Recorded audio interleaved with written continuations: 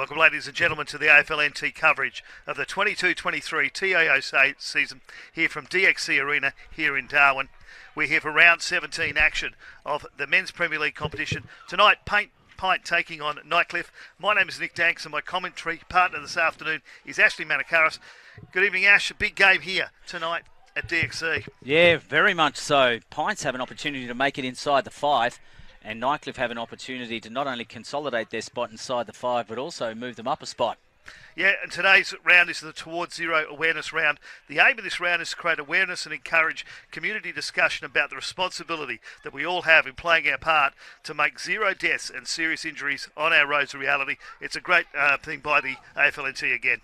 It is, and the captains, respective captains of each side, Nick, will be wearing 0 on their numbers. Bit unusual, but we're going to see Ryan Nyhouse with 0 on his back, and we're also going to see the umpire, the Ryan Nyhouse, captain of Nightcliff, with 0 on his back, and we're also going to see umpire Samson Bayman.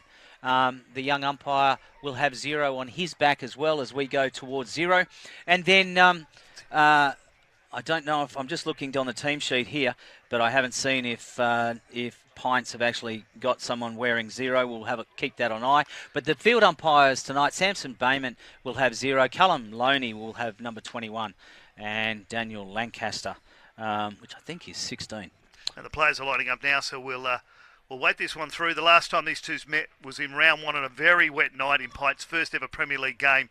A strong third quarter though, but the Tigers held on for a 29-point win. We'll just let the players here have this bit for Towards Zero.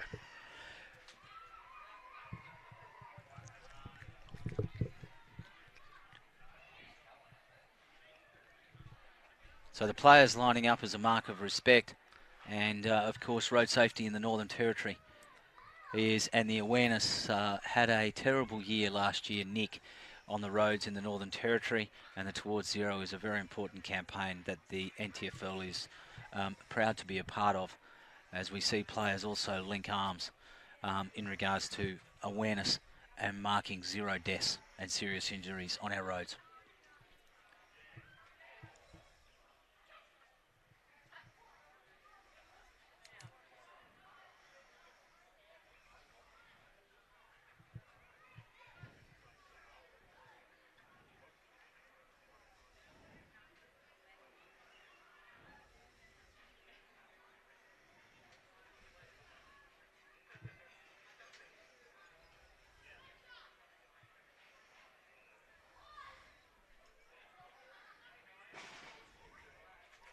As the players break off there, I keep waiting for someone to yell out, "Come on, the Pies." Tell us about today's other games. The other games going on at the moment, Ghazali's Arena earlier on this afternoon, Palmerston defeated the Tiwi Bombers by 44 points. Tiwi Bombers said looked pretty good in the first half, but Palmerston came back pretty comfortable winners in the end. And currently across the road at TIO Stadium, Waratah are leading St Mary's by 4 points at three-quarter time. And we've got another game on at 7 o'clock tonight across the road at TIO when Wanderers take on the Darwin Buffs. Big one though, last week PINTs lost to Ladder by 24 points, pretty much in it most of the day, but Southern District's too strong in the end, and the Nightcliff Tigers were really too good last week, came away with a 70-point win over the Darwin Buffs and kicked their biggest score of the season with 128 points, and the Tigers come into this game having won their last 5 games, but DXC has been a good hunting ground here for PINT. Yeah, DXC has been an excellent. I think they've only lost once here, drawn once. I think was the stat that you read out, and that was to Waratahs, and they came from 40 points down that night to just lose by 10 points, or to get to within 10 points. But the big thing is their second halves. They've just been outstanding. Yeah, they actually have this season. Their second halves. They've only lost 4 second half games this season and have outscored their opponents by 17 goals. And one of the games they lost the second half by was about eight goals as well. So if you take that one away and take that as something different, they've been won by about 22, 23 goals in the second half. They are a really fit side, and another off-season. They're going to be a really good fast side next year. Yeah, I think Shannon Monolop has done an outstanding job with PINT so far, and a little bit more experience, and then to see what happens. So the move by the AFLNT to bring them into the Men's Premier League has paid dividends already, and perhaps with a little bit of confidence for PINTs as well, because they've won the toss here. They're going to kick to the left of screen, and that might be a good sign. We've had drizzle here for most of the afternoon, on and off. It's just I'm just trying to see whether it's still going. It looks like there's still a little bit of drizzle out there. Not much. It's dried off a little bit. Certainly was during the Women's Premier League game. I had a look at the weather coming around from Litchfield. There's a bit of a cloud there, but nothing as bad as we had a couple of weeks ago here at or across the road. So hopefully tonight, just a little bit of a drizzle. It's keeping it a bit cooler here as well at DXC. This is a cricket ground, so it's going to get a bit muddy in the middle. But apart from that, the ground should be pretty right. As I said, this is a happy hunting home ground for PINT. They've won 3 out of their 5 games they played. This is the 6th game. They have beaten St Mary's, Wanderers and Palmerston on this ground, but they take on Nightcliff tonight. And their first half is going to be really important. So just quickly take us through the ladder then in terms of the meaning and what it means for Buffs afterwards. So a live ladder at the moment. Southern District on top on 50 points, still got to play. Waratah on 44, still got to play. St Mary's playing at the moment on 32. Nightcliff on 28 and the Buffs on 26. PINT on 24. So if PINT win tonight, jump up to 28. That'll where they'll finish the season because they have the bye next week. So Buffs need to win tonight or beat Southern Districts next week. So very interesting game tonight between the Buffs and of course Palmerston on 22 live. They picked up 4 points earlier. Wanderers on 20 and the Tiwi Bombers on 6 points. So the games we're going to watch out for tonight are the Buffs and this one here of course at Nightcliff. Nightcliff need this win for 6 in a row, and if not, PINTs have given them a chance to get into the finals in their first season. And we're about to get underway here. It'll be Brock Carter, probably the form ruckman versus Harry Butler. It's one out by Butler from Nightcliff. Loose on the ground. Huppets is in there. So too for putting in the body is Henry Tregowyth. He can't get a clean kick away though. Picked up off the ground by Eilert. Eilert then on the boot. Taken high, I thought was the Nightcliff player. Let go, play on. Cleaned up by Mitchell Lowe. Moo gets it, spins out of one. Under pressure from Penrith. Penrith held off the ball. Let go. Coming and sliding on the ground there was Bailey Snelling, and the play will be held up and the ball will be thrown up there to restart the play. And just to the left of the commentary position, Carter will go up against Butler again. The two have been right in the work as shot, can't get it away.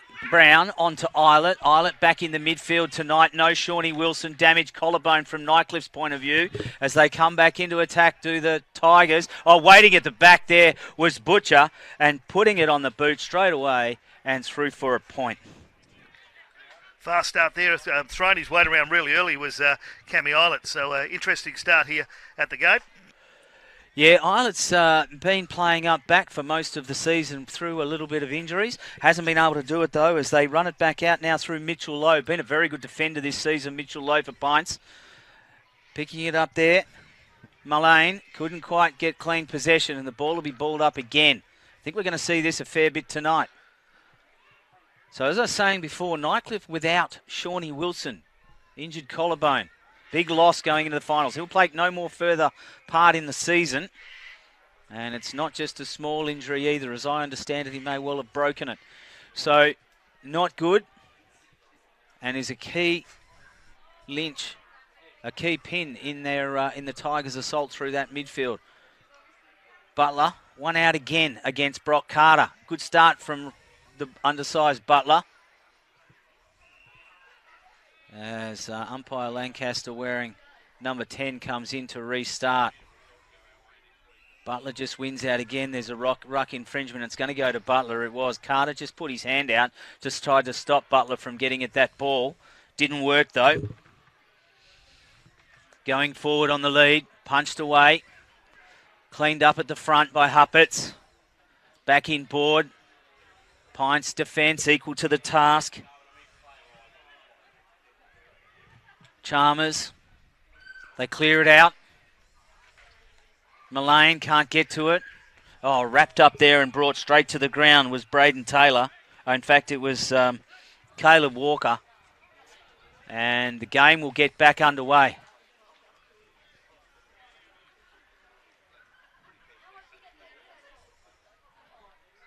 Carter got front position there. High on the boot. It's going back into the middle corridor. Punched away, punch clear.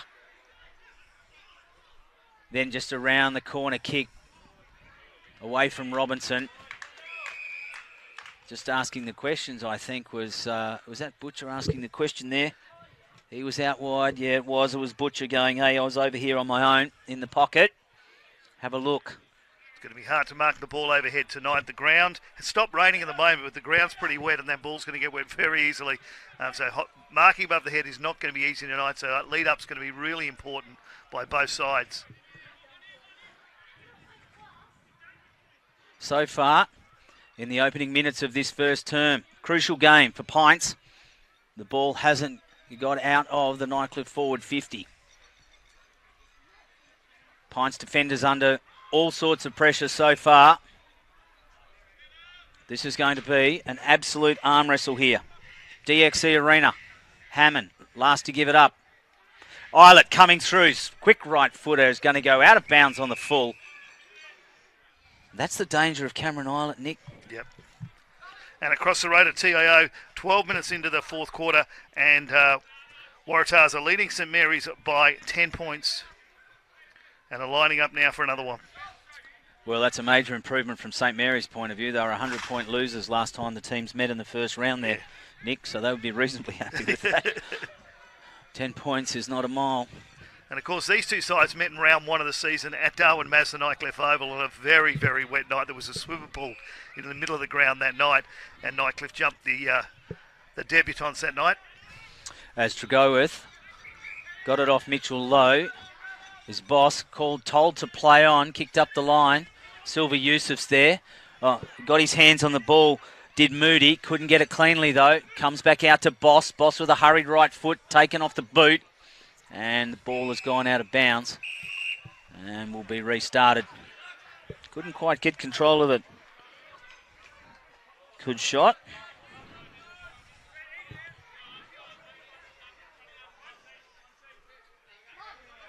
Butler for Nightcliff has been a handy ruckman all year. They haven't used him as much as I've seen him in the past. Shot with a hurried kick. It's off hands. Can't get clear away. Moo with quick hands back. This ball, I think, is going to go out of bounds on the full. And it is. It's going to land in the hands of Mitchell Lowe. Again, Lowe, one of the best defenders that Pints have had all year and probably one of the top 8 defenders in the comp. It's going to be tall to play on, I would think. He is. Hammond, he runs around Hammond. Oh, not a great kick from him. Now it comes back to Shot. Loose. Good physical body. Shot just had a quick look, then ducked his head. Boss had his smothered off his boot. Tregoworth. Right foot. Now they're going to go forward. That's Nyhouse with the 0 on his back. Nightcliff captain. Got taken high then. Umpire Bayman on the spot, and a free kick is going to go straight to the Nightcliff skipper. So if that's their first genuine move forward. Pretty good with a couple of touches there, but of course that the free kick turned that one around, but they were certainly attacking well. Yeah, I don't know they're going to be able to be. I think they're going to have to be disciplined the whole way round and won't be allowed to get away with easy mistakes. Playing on quickly. Really brought it wide. Brown with a handball over the top to his teammate Runner. Eilert just danced around, looked over, had a player out wide and he's gone to him. Oh, sliding mark there was Robinson. There's a loose guy right over the back if they can get this away quickly. So Robinson's taking his time. He's going to bomb it into the goal square. Butcher's got to work all the way there. He's held out of it though. Play on is the call. Hurried around the body, and taking the kick was Moody. Just make sure that was Moody. Don't want to give someone a goal they didn't earn. Either way, it's a 6-pointer, and Nightcliff are on the board with the first goal of the game. Yeah, I think it was Moody that got that one, and of course they've thrown the bodies forward there. Nightcliff, I thought they'd taken a bit long to get that one into the box. They had a couple of guys floating around the back by themselves, dropped a little bit short for them, but they managed to smother it to the ground, and of course the Rover picked it up and popped it through fairly easily in the end for the first goal of the game to the Tigers. 7 points to nothing yet, and Pint have only gone forward once in this game. Yeah, they've only managed to get it over that halfway mark once as we wait for that ball to come back. As we said, they've been really good in the second half, but unfortunately they've been very near in the first half of games. They've let sides get a pretty good lead and then run them down, and a couple they haven't managed to do it. They can't afford to do that against the Tigers because they'll score against you very, very quickly in the form they're in at the moment. Jones in the middle for Pints now. Still Butler. One out by Butler again. Wrapped up. Going nowhere. Braden Taylor was in there. Shot. Jones, hands on it. Taylor can't get it cleanly. Shot can't get it cleanly. Out it comes. Quinn. Just kicked straight up in the air, not 15. Play on was always going to be the call. Quick pass over from Quinn. Puts it out in front of his teammate there. In Overall. Overall couldn't quite get it. And the ball's gone out of bounds, so... Again, it's inside that forward 50 of Nightcliff Tigers. Good field position for them. They've got the work cut out for them. The Pints defence at the moment, they're under all sorts of pressure. The Tigers really wanting to jump all over the Green Ants early on. Stomp on them. Tragowith gets it. Had a few possessions so far. It's a kick under pressure. It's going to bounce in the middle. Good body there. Met heavily with Snelling. They've still come away with it, though, through Moody. And Moody's kick looking for Overall has gone out of bounds. The halfback line of the Tigers standing up very, very strongly. They've thrown him back a couple of times now, and I said they've only got over the back once and got a free kick for it. But Pine are going to have to find a way to slow it down or even lower the heads and try and go around this back half line of the Tigers, because doing it the way they're doing is just going to keep running into that brick wall. I think so. They're trying to get home shortly. As Overall won the front position there, nominated for the ruck, won the front position, then wrapped up his opponent, flung him to the ground, and in the process of doing that, didn't tackle him correctly, so Jones will get the free kick. Jones can send it. He's going to have to send it up the line, I would think. Unless he brings it backwards and goes across, which he's thinking about doing. He's got a teammate all the way back there, and that teammate's Ben Smythe, the skipper. Smythe has gone to Doyle. Doyle can bring it up. Now they've got a little bit of space and a spread. Doyle's going to run it with a handball and give it off to his other teammate in Pendle. Pendle's kick over the top, spoiled. Couldn't quite get a hold of it. Dancing around was Brown, and then he's slung without the ball. Let go by the umpire. Play on. Eilert with hands. Craik. Flicked up. Now they've got a chance to set themselves up. Mitchell Lowe's drifted up from the half back across centre, and he's just looking out wide. He's got the runner out there for him. That runner is Matty Ryan, the skipper for Pints. Can't get clean possession, the Green Ants. Now it comes back out. Penrith over to Chalmers. Chalmers with a hurried handball. The Green Ants going in forward, but it's going to end up in the hands of the Pints defender, of the Nightcliff defender, and they'll just bring it out. Although it's not a great kick. Here's some danger. Winter Irving couldn't get control, and probably lucky for the Tigers' defence he couldn't. Yeah, he just bounced away from him then. He was very unlucky. If it had bounced up, he would have pinched that one through. But they've got their first score on the board. They can bring it right out this side in terms of the commentary side where the crowd are, and it's a great lead and pass, and that should almost be a 50, and it is. At Nathan Brown, just got cleaned up by Sia Varela after we took the mark. The mark had clearly been paid, and umpire Loney had no hesitation in whatsoever in paying a 50-metre penalty. And as you were saying, Ash, the crowd here, if you ever get a chance, put on your bucket list. You've got to come to DXC Arena. They've got the barbecue going. There's players, spectators around the ground. Kids doing cricket practice behind us. It's a fabulous venue, this one. And so put DXC Arena on your list to come and see a game of footy. It's definitely worth it here in the top end. Brownie puts it up looking for Overall. That's Nathan Brown looking for Simon Overall. And Sia Varela, having given away the 50, thought he'd make amends and put the leading forward under pressure and knock the ball out of bounds. I think Shannon will be happy about that. Shannon Motlop, the coach of Pints, will be happier with that effort. I don't think he's a big fan of free kicks. Throw from Cooper Rainey, the boundary umpire there. Taylor, hurried kick, up. Ethan Penrith couldn't get his hands on it. Comes back out through Quinn. Quinn gives it off to a running teammate in Cox, and Cox has Umpire's paid for a push out there of the Was player it? off Against, the ball. Yeah, the player off the ball. So it's gone to, is it going to go to Butcher or is it going to go to overall? We'll just wait and see. Butcher's gone to get it and he's been called around. So Butcher's the one that got pushed.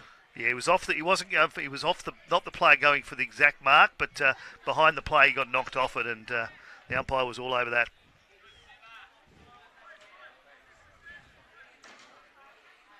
Butcher comes in with an opportunity, and that's twice now. He sprayed it across to the right and through for a point. Got to be happy with this though. The Green Ants, Nightcliff have had all this ball, and they're only leading by 7 points. It could be a lot more than this. I know it's only early, but they need to kick straight. We've seen Nightcliff play a couple of times this season where kicking straight has not been their best performance. No, and it's a testament to the Pints' defence. They have got some very good defenders there, as Brock Carter's made his way back onto the ground, the big ruckman. Provided an avenue out. Right? Sending it up. Oh, that's a great grab there from Penrith. So Ethan Penrith just judged that beautifully, went straight up, centre wing. Can they put it over the top? Loose at the back there, picking it up with Smythe, and there's a marking infringement for a block has been paid, and we'll go to Ryan Nyhouse. So Nyhouse wants to go one way, ends up going back the other, not far enough. Eyelet's called to play on. Moo, it drops short for him and lands in the hand of Shot over the top. Burnett, the leader of Ryan Nyhouse, got dealt with heavily there and will get a free kick. And somewhat agricultural hit across the shoulders by Kyle Winter-Irving. And they're the types of, they can be also coach killers. I'm not saying that Shannon wouldn't want to see those types of free kicks. You don't want free kicks paid there. And again, that's that back half line there of the Tigers have been pretty strong already, and it's only gone into the 14th minute mark, 15th minute mark of the first quarter. They've stood up pretty well, but on the other hand, Pint have done that as well. They've only let 8 points in. It could be a lot more. And at the 24-minute mark across the road, 12 goals 8-80 to 12 goals 8-80 at the 24-minute mark. So any minute now, this could be a draw which will throw all sorts of permutations into the thing we'll have a look at. As Brock Carter comes up in the ruck. Can't quite get it against Robinson. It's one out. Nightcliff's going to run away with this. Robinson sets himself up. Now he's got a centering kick, and he does. Brings it into that middle corridor. In there, falling back, looked like it was Moody. Couldn't quite. In fact, free kick's been paid. He got held in the contest. Now he's played on quickly. And so from 48 metres, he's going to bomb it long and bomb it straight, but not straight enough, and it's gone through for a point. There's a kick after the siren here for the Saints. He has put this to take the lead if it goes across, and it is a point for St Mary's to win 81-80 against Waratah. As we get a restart back here at DXC Arena. They turned it right around. Ethan Smith now with control. Pints. He finds Burnett. Thomas Burnett looks upfield. He doesn't have a lot of options, so he's got to go really wide. He was looking for Brock Carter. He was second to the ball, Carter. Shot couldn't get clean possession on it. Chalmers couldn't get clean possession on it, and it's gone out of bounds. Well, just on that one, on that result over at TIO, when you consider the turnaround, St Mary's lost to Waratahs by 100 points in the first round. And also, now they've beaten them by a point. Yeah, and St Mary's had that heartbreaker a couple of weeks ago against the Tigers with the kick over the head at the end of the game. So 4 points probably deserved in the end, but they've kicked that one from outside the 50, got the point to equal it up as the Tigers go forward in this one. And Overall just swings around onto his right foot and just puts it up into the square. The flyer is Butcher, but he's too far behind. He was third in line. Ball comes loose. Can they get away with it here? And the boundary line is going to beat them and beat them all. And it will be thrown in. Yeah, no, Butcher was third in line just then. Not a chance that far back. And Hammond couldn't quite get control. In fact, it's not Hammond. It was Moody, couldn't get control. So Butcher's gone in against Carter. Both men getting hand on it. Moody gets the ball onto boot. It's not going to go 15. It's going to be punched away. And Ethan Smith, the big Pints defender, bides his teammates some more time. They get the ability to suck it in a little bit harder for a few more minutes. We're 18 minutes gone here, 18 and a quarter minutes gone.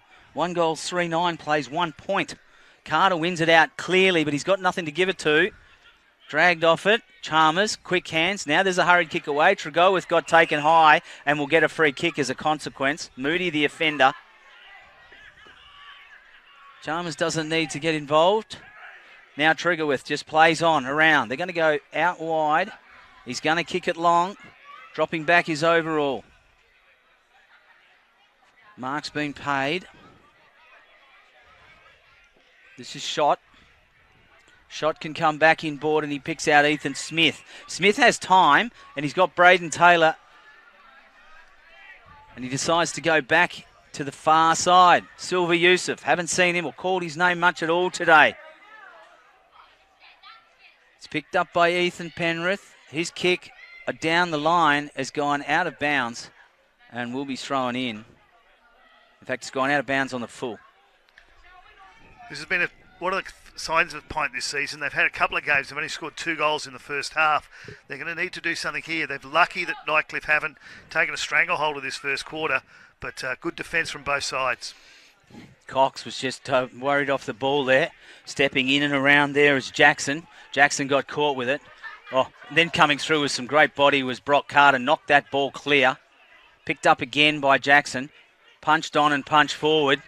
Braden Taylor gets picked up and slung to the ground. He's got problems here, I would think. No, it's come back out. Picked up, though, by the PINTs player and sent forward by Pendle. It's going to be bouncing ball in that middle corridor. What can they do here? Yusuf goes in to try to put some body on. Comes to the hand of the PINTs teammate. And that looked like it was Alex Harvey. And it's gone through to the right for a point.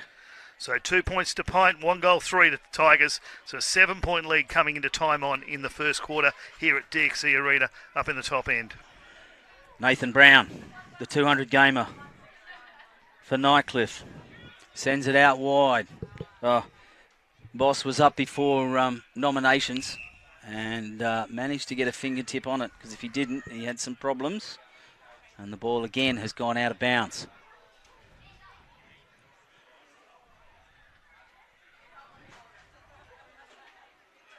Well, PINT's in a very good field position to get something done. They can't get clean possession, though. They've overrun it a couple of times. Eilert was in there. He can't get clean possession either. And giving it every opportunity for that ball to come out. You wouldn't think this is going to be a long quarter. We've only had 1 goal scored and not many stoppages off the ball either. Good hip and shoulder there from Eilert. Taking his opponent out. Again, it's loose. High tackle's been found or a hold off the ball. It's going to go to PINTs. It's going to go to Mitchell Lowe. So Lowe has an opportunity here in the dying moments of this first quarter. He got it over the top to his teammate in Shot, but it got touched. Tregowyth just puts it straight on the boot. He just wants it forward to where the goal square is. It's bunched away from him, loose. It's going to be bouncing clear. Nightcliff can run it out, but they won't. Wines is the one that carries it over. And so, again, right forward pocket. Have ourselves a restart. It's going to be a fair bit of this today. The conditions, whilst I don't think it's actually raining here, other than if there is a drizzle, it's the lightest of light. And the siren sounds to end the first quarter here at DXC Arena. And PINT have got 2 points and Nightcliff Tigers 1 goal, 3. We'll be back with the second quarter shortly.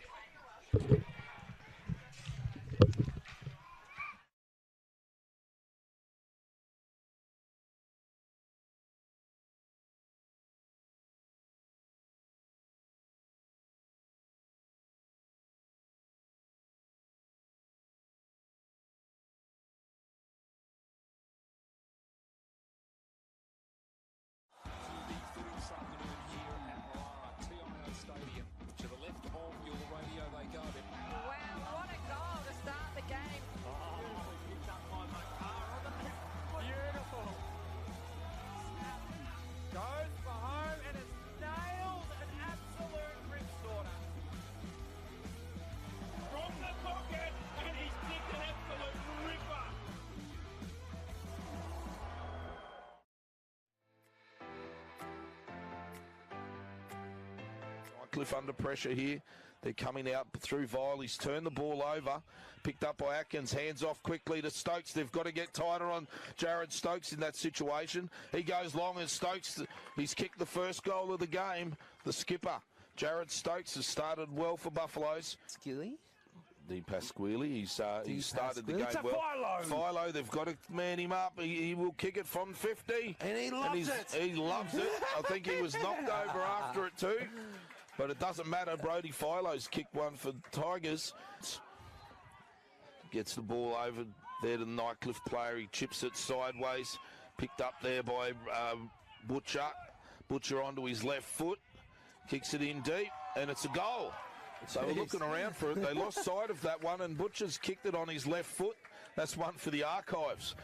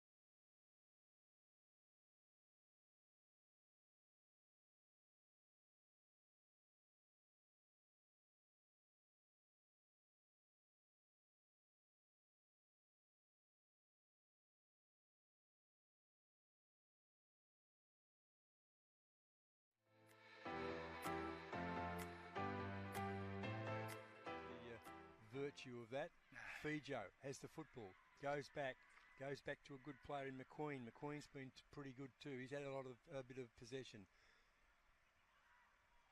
Playing in front of. Welcome back here to DXC Arena for round 17 action of the Men's Premier League competition. PINT taking on Nightcliff. My name's Nick Danks. My commentary partner this evening, Ashley Manakaris. First quarter there, PINT only scored 2 points and Nightcliff 1 goal 3. But the game was pretty much played in the middle of the ground, Ash. Yeah, it was certainly played in front of us because of the level of attacking pressure that was put on that PINT's defence. But gee, the PINT's defence stood up to it, and they managed to withstand the constant pressure that they were put under And I think the ball only went forward as far as points were concerned 3 times. Just quickly, yellow armbands is towards zero awareness round. The aim of the round is to create awareness and encourage community discussion about the responsibilities we all have in playing our part to make zero deaths and serious injuries on our roads a reality. It was one out there by Carter, but it was Hammond who roved it for Nightcliff, and now it's sent forward again through his teammate Jackson. Jackson's kick, though, is cut off by the Pints defender, and that was Ben Smythe, one of the joint skippers. He goes across to Mullane. A couple of the Pints players probably need to step up a level, a little bit quieter than we've expected. Mullane is one, so too is Taylor, and so too is Silver Yusuf. Also Ethan Penrith are some players, Pints players I want to see get more involved. He goes back to Doyle. Doyle has been a reliable defender all season. He picks out Mitchell Lowe, probably their best defender all season. The Green Ants. The difficulty for the Green Ants today is they've got to win today, but you would think that is for them. That'll move them into the 5, but the challenge is, can it be settled as Ethan Penrith overruns a bouncing ball, couldn't get clean possession. Carter came in over the top, let go, play on is the call on the boundary line. We'll see it out and will be thrown in. And while the ball's out of play, I'll quickly go through the goal scorers. Jay Booty's got one for the Tigers. That's it. All right. Well, if you could spend less time on that, so we can spend more time watching the game, Nick, we get more efficient. Butler got his hand on it. Carter, it's down though in the hands of Pints. Leading the way to the ball there was Burnett. Now it comes out to Shot. Hurried kick. It's going to be marked in the middle corridor though by Penrith.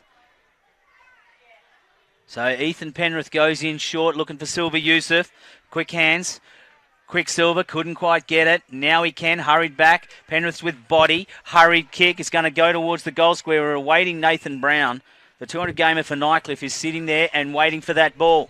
There was 2 of the guys you just said wanted to see them get into the game, Penrith and Silver, and they just did it then. And, they did. They do look better when those guys are up and about. And they need them to be for 4 quarters. Tigers are going to get out of strife again. Let's get it up to the midfield. They're running it on. Moo.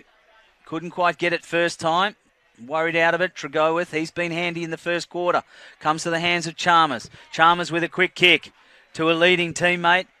Couldn't quite get a hold of it. That leading teammate was Ryan. Now it's underground from Chalmers over to Penrith. Penrith with a bouncing ball to Chalmers. Couldn't quite get it. They were waiting for it. All of them had a bit of a look at each other who was going to go and get it. Meanwhile, Huppets went in to get it. And he gives it out to his skipper and a run on from Nyhouse. Now it comes on to Daniel Jackson. Spilled. Loose on the ground from Robinson. They're going to get out of this here, I think. The Tigers. Free kick's been found. Downfield. And Jackson was held off the ball, I think. Yep, that's when the umpire signalled. So a bit of a preview here for the Tigers. Jackson wants to play on quickly. Now he's held up. And now it comes out to his running teammate, Rinaldi. Not to be confused with Ronaldo. It comes to Moo, and Moo with a right foot snap has put it through. So Ryan Moo gets the second goal for the night, for the game and for the Tigers. In other games tonight, Palmerston defeated the Tiwi Bombers by 44 points. A few minutes ago across the road, St Mary's defeated Waratah by a point with a kick after the siren from outside the 50, and they good comeback for those. So what that means that this game really now has become an elimination final for PINT. They need to win this one because they're going to bye next week. So they're going to have to come back. They have been really good in the second half, but they wouldn't want to let Nightcliff get away with this one too early in this second quarter. No, they want to stay right in touch, and in these conditions, they'll want to hit back quickly, you would think. They've been pretty good out of the middle for most of the games this year. They've had a winning ruckman. That winning ruckman, Brock Carter, actually ended up in the NTFL rep side. So he's no slouch when it comes to it. But Butler at the moment has got his measure, and Harry Butler does it again. Jumps high and over the top. Taylor got the handball and kick away. Taken high there. I thought was the Nightcliff player let go, though. It's come to Jackson. Jackson over to his teammate in Hammond. Hammond then finds Moo. Moo, the last goal kicker, sends it back into the middle corridor. Punched away from there. Here comes the Tigers again. Danger here for the Green Ants defenders. Moody was showing a clean set of heels but couldn't get it possession cleanly. And the ball will be thrown in. And have a look at the weather. There seems to be a break. We might be lucky right the way through to probably the last quarter and not get any rain and keep it as overcast as this. But again, that's why you want to not let the Tigers get in front, because if the wet weather comes in, that'll sort of help the Tigers rather than the PINT. It was a big push out there from John Butcher in that ruck contest. And it'll be Carter that gets the kick. Gives it off to Mitchell Lowe. Lowe just goes out to centre wing. Punched away though. And the ball has gone out of bounds in that contest. So they can't quite set this up. They can't get clean possession, but realistically, to be honest with you, the Nightcliff Tigers aren't allowing them to get an easy touch. They've managed to play a fair bit of controlled football throughout the season, has PINTs, but not tonight. They're not being allowed to do it. They're being hassled every minute they get the ball, as you could see there. The ball carrier is put under immediate pressure by the Nightcliff Tigers, and that'll be a good sign. That's probably why they've won their last 5 here. The last 5 games this year, I don't mean here at DXC Arena, but certainly the last 5 in a row. And they're coming back off their biggest score last week of 128 points and a 70-point win. So it's certainly good form at the Tigers. And another wet night last night, in horrendous conditions last week at Darwin, Mass and Nightcliff Oval. No, Tigers going forward again through Snelling originally. And now it's off the boot of Hammond. And a free kick's been found at the back somewhere. Or has it gone out of bounds? No, it's gone out of bounds and will be brought in.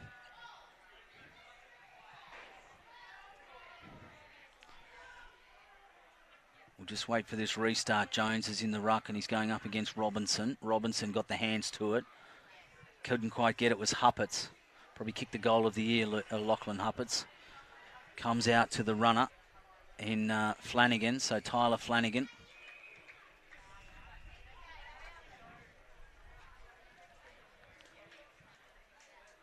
As you can see on picture there, a little bit muddy in the middle of the ground. This is actually a cricket arena during the rest of the season, but PINT play their home games here and have done pretty well. Won 3 out of 5 and drew 1 as well, so they've only been beaten here once. That was knocked that way by Jones. And picking it up is Chalmers. He's got to dance around. He's got a hurried kick away. Ciavarelli went in to help. And it's going to beat his teammate Boss, Robert Boss, out of bounds. There's a fair bit of work being done early by the boundary umpires in both quarters so far. We're only 7.5 minutes into this second term.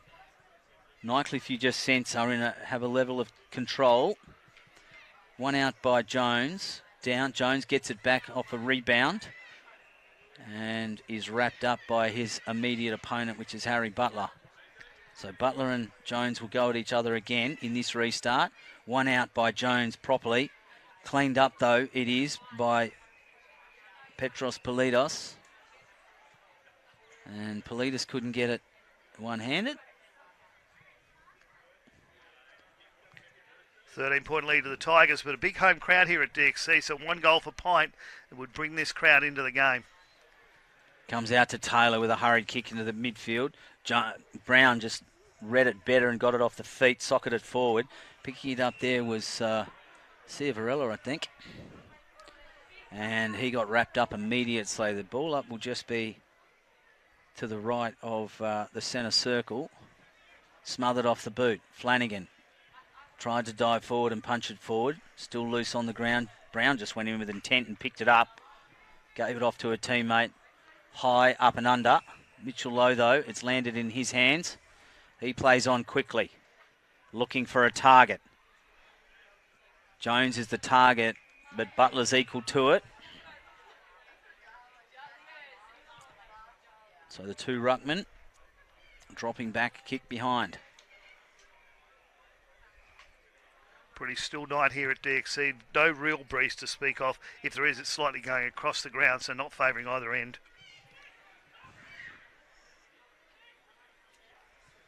Just waiting on the ball to come back from over the fence.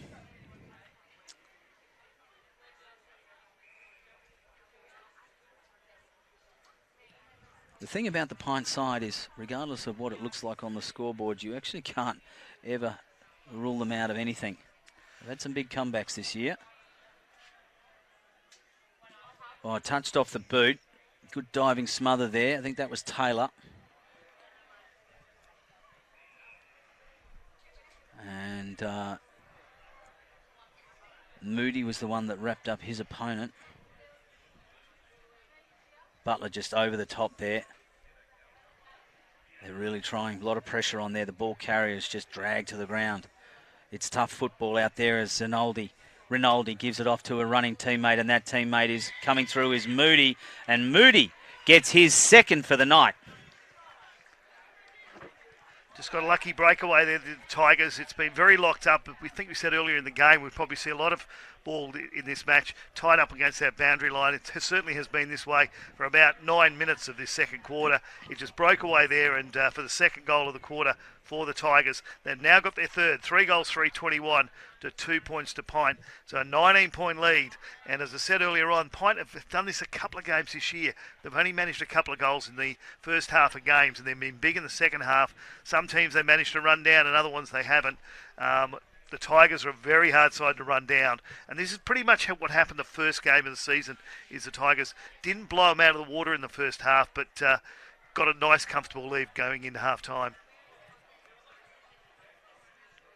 Jones wins out over the top of Butler and takes him out in the process. Hammond, though, has got time to clean and then give it off to his teammate. On the lead there was Overall and couldn't get his hand on it to control it. And it's gone out of bounds.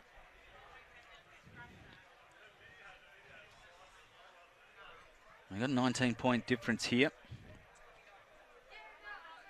11 and a half minutes gone in this second term.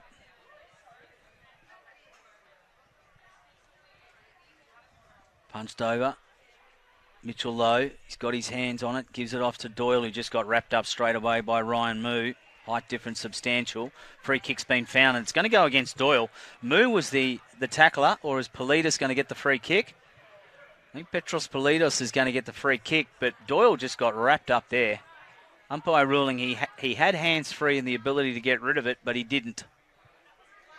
So Politis has an opportunity to put the fourth goal on the board.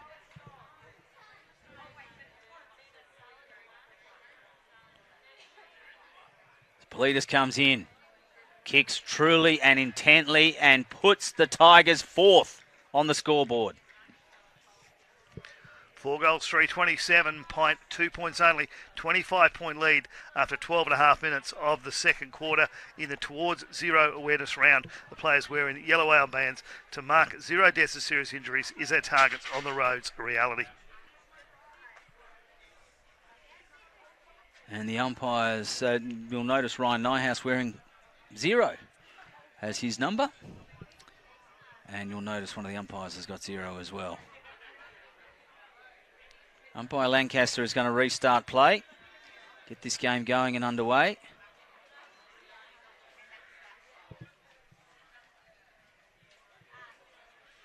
Well, they've really got to get the ball out of the middle, do the Pints Green Ants. They've got the work cut out for them, though. Robinson's in the ruck for the Nightcliff Tigers. Then just getting wrapped up was shot, had no opportunity. Jones, a free kick's been found. Advantage has been played on the lead. And he's picked out the other skipper, is it? Is it that Smythe? Just wait for him. As we said earlier, that's the way the Green Ants are going to have to play. Lower their heads, aim for the guys coming onto the chest mark. Very hard to mark overhead with this Nightcliff defence and a wet ball. So that was a great lead up and a good play on. And is their real first opportunity of the night. So it's in fact Matty Ryan will go back and have the first real deliberate shot at goal for the Pints Green Ants. So can the joint skipper spark something? The kick is pretty good. His teammates like it. He likes it, and the all clear is given. And that brought a bit of noise from the crowd here. That's a big one at DXC Arena. They get a couple more, and this guys will get right into it.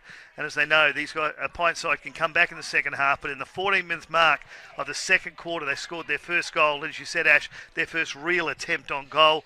Then one of the points they scored was from a mistake from the Tigers. But it's 1 goal, 2, 8 points to 4 goals, 3-27, 19-point lead to Nightcliff. It might be that Matty Ryan and Ben Smythe, the two joint skippers, have to lead from the front tonight.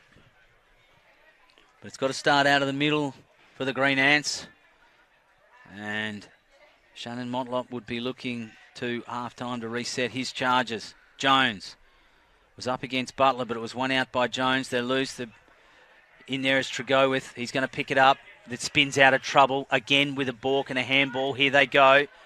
So they're managing to keep possession. A sliding Ciavarella just couldn't quite get control of it. In there is Shot trying to spit out of trouble. Brown with a brilliant second effort. The former skipper leading from the front for the Tigers. Wrapped up his opponent quickly. Brown again trying to pick it up with a third effort. Well, he did well there because he wrapped up Tregowyth, and then Shot came through and he made an effort to get him as well. And that's the type of pressure that Pints have been put under the whole time.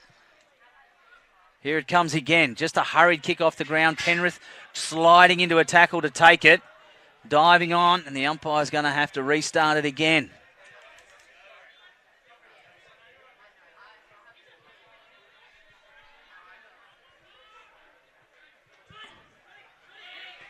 Hurried kick isn't great. It's come off hands. But better outcome. Kyle Winter-Irving hasn't had many opportunities, the big man. Number 46 for Pints. Presented himself just then, but it just came off his chest. Be thrown in just to the right of the commentary position here. Andrew Jones, easy hands, got it away. Couldn't get it. Harvey took his opponent high. Morris with the kick away for Nightcliff. They're asking the question, and a deliberate's been paid. Morris had nowhere to go. Yeah. And it's going to be in the hands of Mitchell Lowe. So Mitchell Lowe, he's got no one to really go to, so he had to play on quickly. It's going to go over the back, you would think. In there was Ryan, got it first time, couldn't get it second time cleanly. They're really trying to get scrappy there. Hands again. It's in the hands of Chalmers. Chalmers gives it back to his teammate. It's a kick off the ground, and it's a kick through. The all clear given. There go the Pints. They've gone one. Now they've got two. You can put that down to Tyler Flanagan. The number 43 just being the recipient of some hard work there from Chalmers and also Matty Ryan. Yeah, Matty Ryan did well. A couple of good quick handballs there, and it broke open for them. And then a quick snap, and away we go. And Pint gets their second goal on the board. So 2 goals, 2-14 to 4 goals, 3-27. A 13-point lead to the Tigers at the 17.5-minute mark of the second quarter. And that was more like Pint played all season. A lot more endeavour when they went forward. They lowered the ball and took control of it there in the 50. They did, and they were answering the pressure that was being put on them by the Nightcliff defence. I mean, I was talking ad nauseum about the effort of Nathan Brown, but they have really responded and lifted a little bit in the last few minutes. So can they do it again, and can they keep going? It's the middle that matters, and it looks like they have gone for the smaller ruckman in Shot against Harry Butler. Hasn't worked out this time. It was put on the boot straight away by Hammond. Hammond up forward. They're going to clear it out though. Mitchell lower the hands to Doyle. Doyle. Can they get it away? Taylor with a hurried kick. It's going to be bouncing. Boss, hands on it to Penrith. Can Penrith get it on and give it off? Yes, he can. He's got the runner through the middle. Now they're just going to go into the goal square. Kizza just going to bounce through. I think it is. And that's brought the crowd right into it. It has. And it was Harvey. Alex Harvey. A long-range bomb, but how good was that from coast to coast? And it started, and the people can't see it on the TV screen, but it started from the end where there's a rainbow. They've always a good side, running side, and they have been all season. Pint, they've just been stifled all night tonight until about 4 minutes ago, and they've just got that first one. And I did say a little bit earlier, if they get the first one, they might get a little bit of a run on it because they've been like that. And let's see how they go. 3 goals, 2-20, 4 goals at 3-27, a 7-point lead at the 19th-minute mark of the second quarter. And the Tigers kicked the first couple of this quarter, and Pint have bounced back. Well, here they go again in the middle. This time Flanagan went up against Harry Butler. So they're trying everything, the Green Ants. Coach Shannon Motlop wants to mix it up. But they're going to go forward here, Tigers. Chalmers with a hurried handball out. Taylor can't get it. Pushed off it there was Morris. Now they can run away with it. Send it up to the full forward position. Punched away forward. Who's going to get it back? Ryan Nyhouse shows his experience. Sia Varela, though, was waiting for it for Pints. He's just gone straight forward looking for Wyndham Irving. He's looking to give it off, and he does to Penrith. Ethan Penrith on the left foot, bouncing again at goals, and it just was a leg break and went through for a point. So at the 20-minute mark of the second quarter, one straight kicked the difference. 3 goals, 3-21. 4 goals, 3 to the Tigers. Well, it's game on here at DXC Arena as Nyhouse gets it. So, Nightcliff skipper Ryan Nyhouse back in board to Hupperts. Lachlan Hupperts hasn't been allowed to run much. Brown gives him a target. He's going to go to Brown. Brown's going to be under pressure, though. He's up to it. Off it was Hammond, though, was waiting on the ground. Now they've got some time. This is Quinn. Daniel Quinn looks further upfield. Can he set it up? Doyle sets himself off his hands. Running back there was Pendle. They're going to get out of it. They're going to get out of it through Doyle and then on to Mitchell Lowe. Can they maintain possession? Sia Varella's got it out wide. Can he get it before the boundary line? He tries to keep it in and he doesn't. Well, gee, they were away if he keeps that in. There was no Nightcliff players within 15 metres. 20 metres. He's managed to, but he was slid out. That's what happens, these conditions. Crowds just come alive here at DXC Arena. Pints versus Nightcliff. One out by Flanagan. Free kick's been found in the ruck. It's going to go to Flanagan. Taylor thought he'd have a crack at an advantage, but the umpire says, no, I've stopped it. And in fact, it looks like it's going to go to Chalmers, who was interfered with. And will be brought back in. So Sylvie Yusuf will have it. Centre wing. Yusuf looking for Penrith, but it went over the top of him, and it'll be Luke Wines who judged that the better of the two candidates. And Wines gets it. He comes back in board to Hammond. Hammond with a hurried handball on. Wines. Punched away there by the Pint defender, Gaydon. Oh, taken to ground, put the ball on the ground. That's almost holding the ball, and it is. A good free kick paid there. And Ethan Smith, he put a great tackle on, and then the Nightcliff defender then put the ball on the forward, put the ball on the ground and tried to knock it away. Can't do that. Bit of lull in proceedings at the moment, though. It's come to a bit of a quiet moment after a bit of excitement there from Pint. Smith's kick looked awkward off the boot, but Taylor finished it off for him well with a good chest mark. Kyle Winter-Irving lost front position there to his opponent, Stanley Cox. So was forced into a position to spoil. Six goals scored in this quarter, so it should go a few more minutes. We're at the 23rd minute mark, and the Tigers leading by one straight kick. The Pines prepared to throw their players around. Flanagan's ended up in the ruck against Harry Butler, and they've come away with it again. This has been a bit of a masterstroke. Kyle Winter-Irving, sliding dive, lost possession though, unfortunately. Trying to soccer it off the ground there was Ryan. Well, that's a bit of a shame really, because he takes that mark. I hadn't gone back and had a shot. He's kicked him from there previously. The slippery conditions of the ball on the ground have certainly made the difference there. You can see the boundary umpire just trying to wipe the ball as well, just to stop the slipperiness as he throws it in.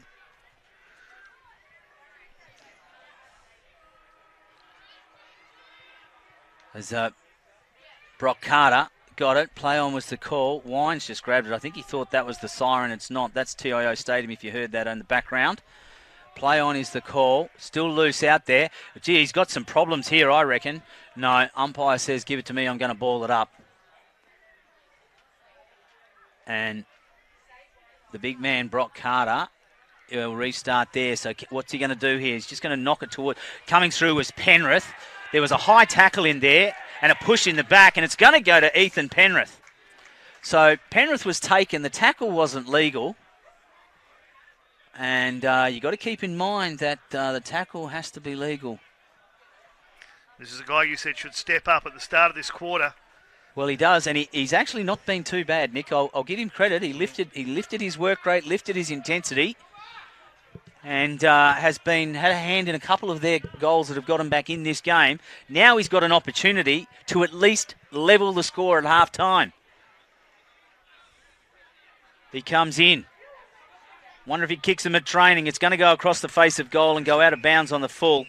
So it's missed everything. So an opportunity perhaps goes begging for the Green Ants. They try and set this up and lock it in.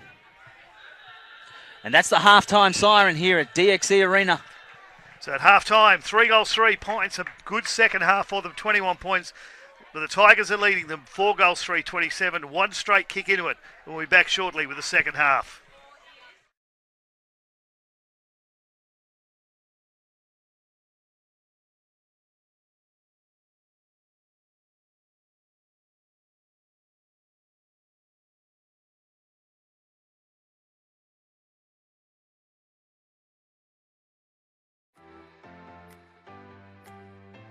Nightcliff under pressure here. They're coming out through Vile. He's turned the ball over. Picked up by Atkins. Hands off quickly to Stokes. They've got to get tighter on Jared Stokes in that situation. He goes long and Stokes, he's kicked the first goal of the game. The skipper, Jared Stokes, has started well for Buffaloes. Skilly? D. Pasquili, he's started the game well. Philo, they've got to man him up. He will kick it from 50. And he loves it. He loves it. I think he was knocked over after it too. But it doesn't matter. Brody Philo's kicked one for Tigers. Gets the ball over there to the Nightcliff player. He chips it sideways. Picked up there by Butcher. Butcher onto his left foot. Kicks it in deep. And it's a goal. They were looking around for it. They lost sight of that one. And Butcher's kicked it on his left foot. That's one for the archives.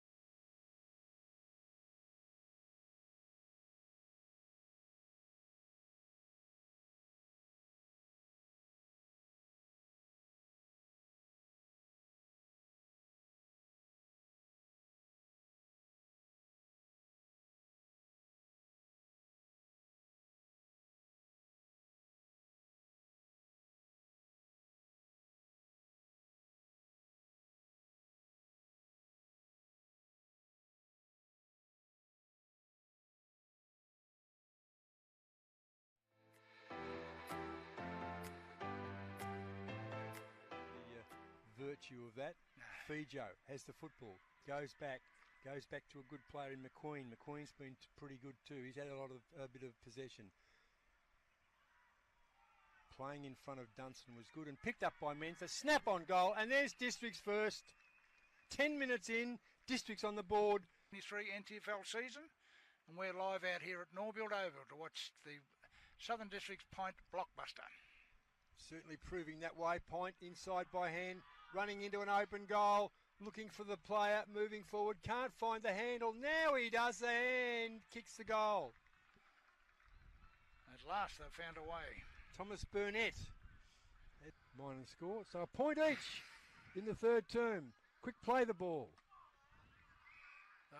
You run into an open goal. And you run into an open goal and kick it against the run of play. Against the run of play, Andrew Mead Harding kicks a goal, and that mightn't have been Dunstan that time. I think that might have been Willsmore. Oh, high tackle in there. Can you go around the corner around? Dangerous, or did it work? Jack Sexton deserves a goal. Been fantastic, Sexton. Neither does he. Very good handball this Long one. handball. Well, now they've got a kick. They do kick the football. Kicked it up forward and a goal. That looks like... Yeah. I was going to say McQueen, but it's not McQueen. It's the guy giving the high fives. 31. It's Barry. Yeah, yep. Not precise. Districts go forward. Mark dropped. Picked this up time. Fijo. Yes, that time. He's got it. Ronald Fijo has put the nail in the coffin well and truly, and Districts go out to a 7-14, 4-4 lead. Almost, we're just about to tick into time on in the final term. That's a left footer. Pass. And does it nicely. Jack Sexton takes the mark, has a goal, got one in the third term. We'll run around the corner. Play on called the field umpire. Sexton kicks on goal and should not miss from there and has not. So how many goals did he get? That's his second? It is. Me, you blokes. I don't want to get... I don't want to get zapped. Don't touch. I'm sure one of the experts said it wasn't going to rain then. Will not rain, Gray. Oh, and okay. there we go. That's a goal. Who's that? Finally a goal. Oh, finally a goal to PINT. Looks like the big fellow, is it? Number 4, don't know, the little fellow. Melseed. Oh. And there's a goal to Districts by the skipper. It is indeed. So they've put this game to bed, haven't they?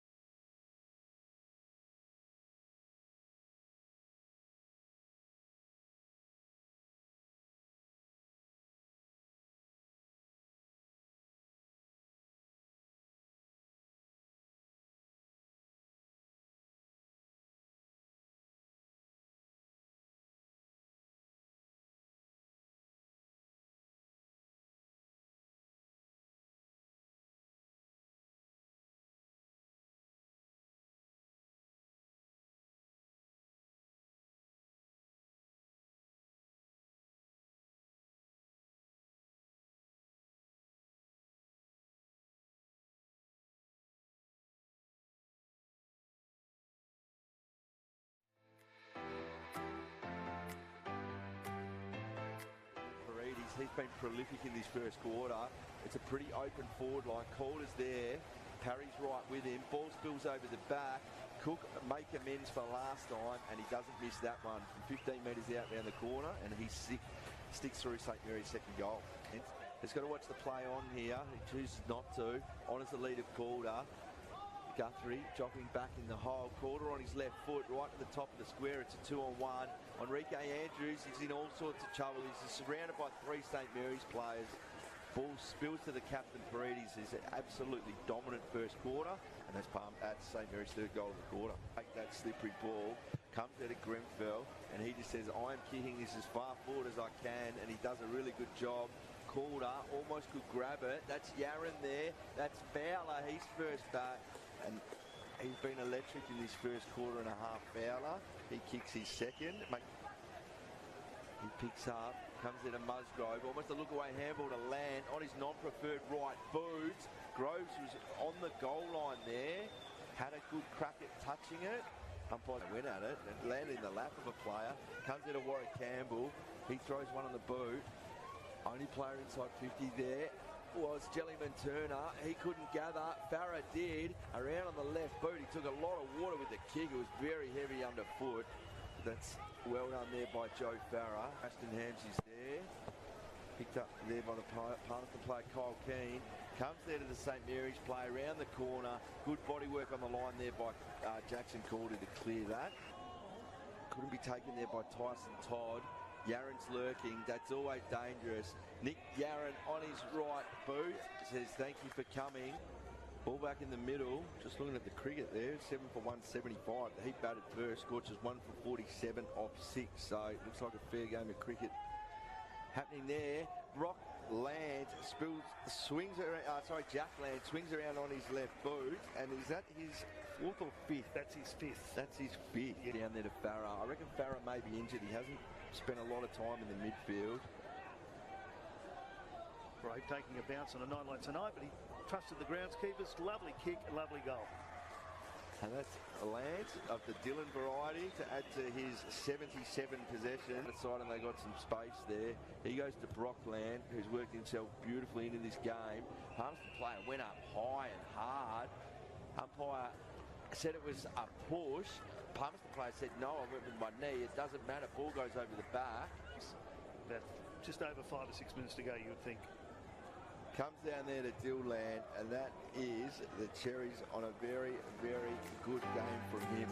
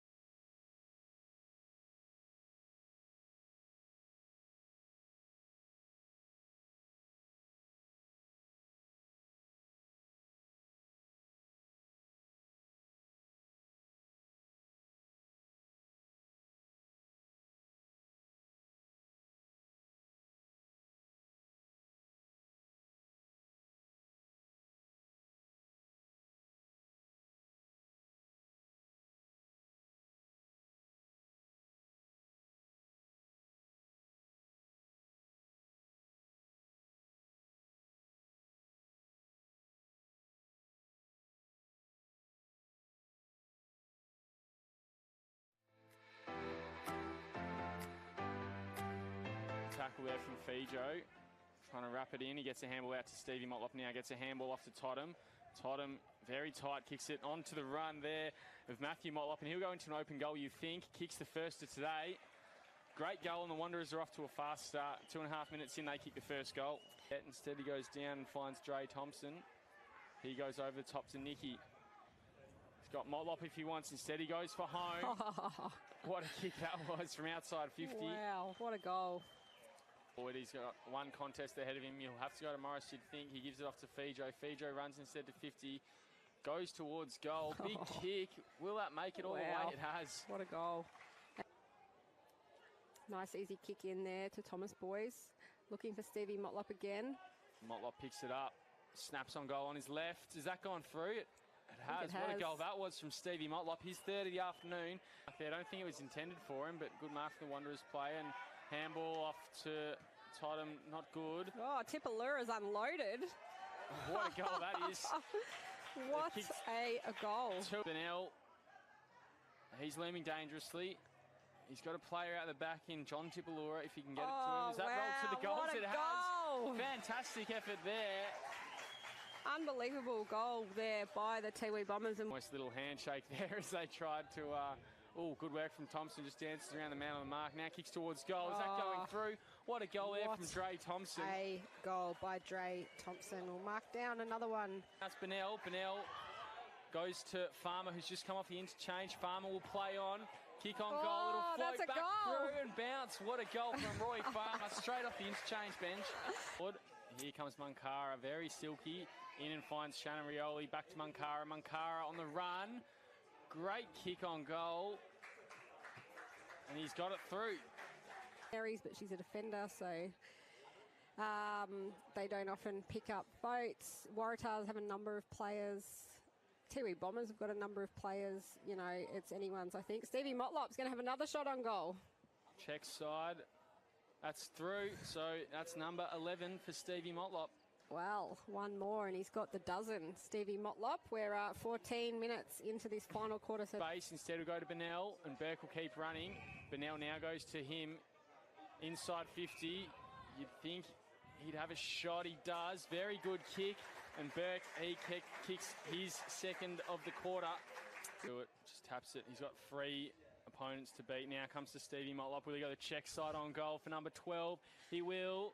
It's gone straight over the umpire's head. What a goal that was. Stevie Motlop with 12 goals here at Gardens Oval today for the Wanderers Football Club. What a performance.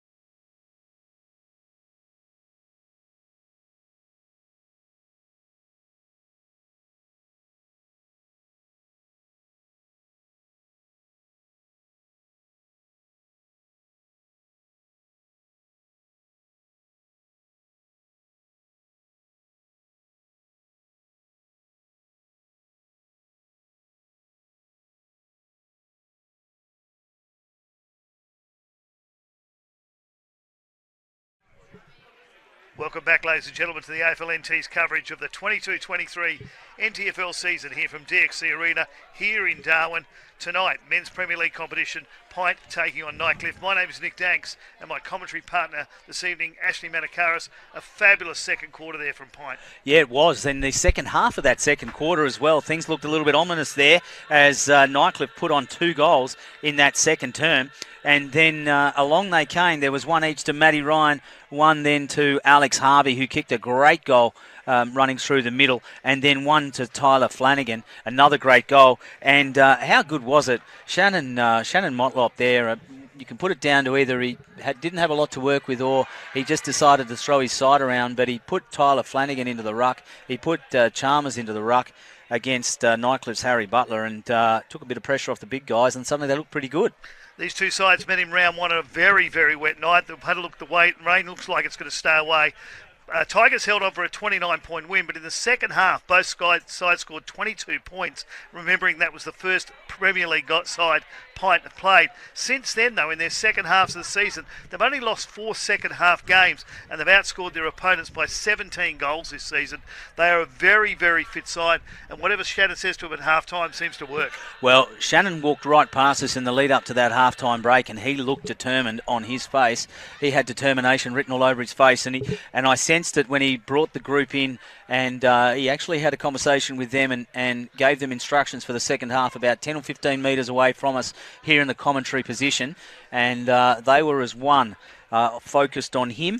And so let's just see what happens there. I've been told at the Nightcliff side that Cammy Islet may or may not be starting this second half, so we'll just try and see if we can spot him. Nick had a really good opening first quarter, but and not too bad in the first half of that second quarter, but I don't know if he's going to be out there for the rest of this game. Let's just see. And the players are wearing yellow armbands this evening for Towards Zero Awareness Round. The aim of this round is to create awareness and encourage the community discussion about the responsibility that we have in playing our part to make zero deaths and serious injuries on our roads a reality, as we're underway in the third quarter.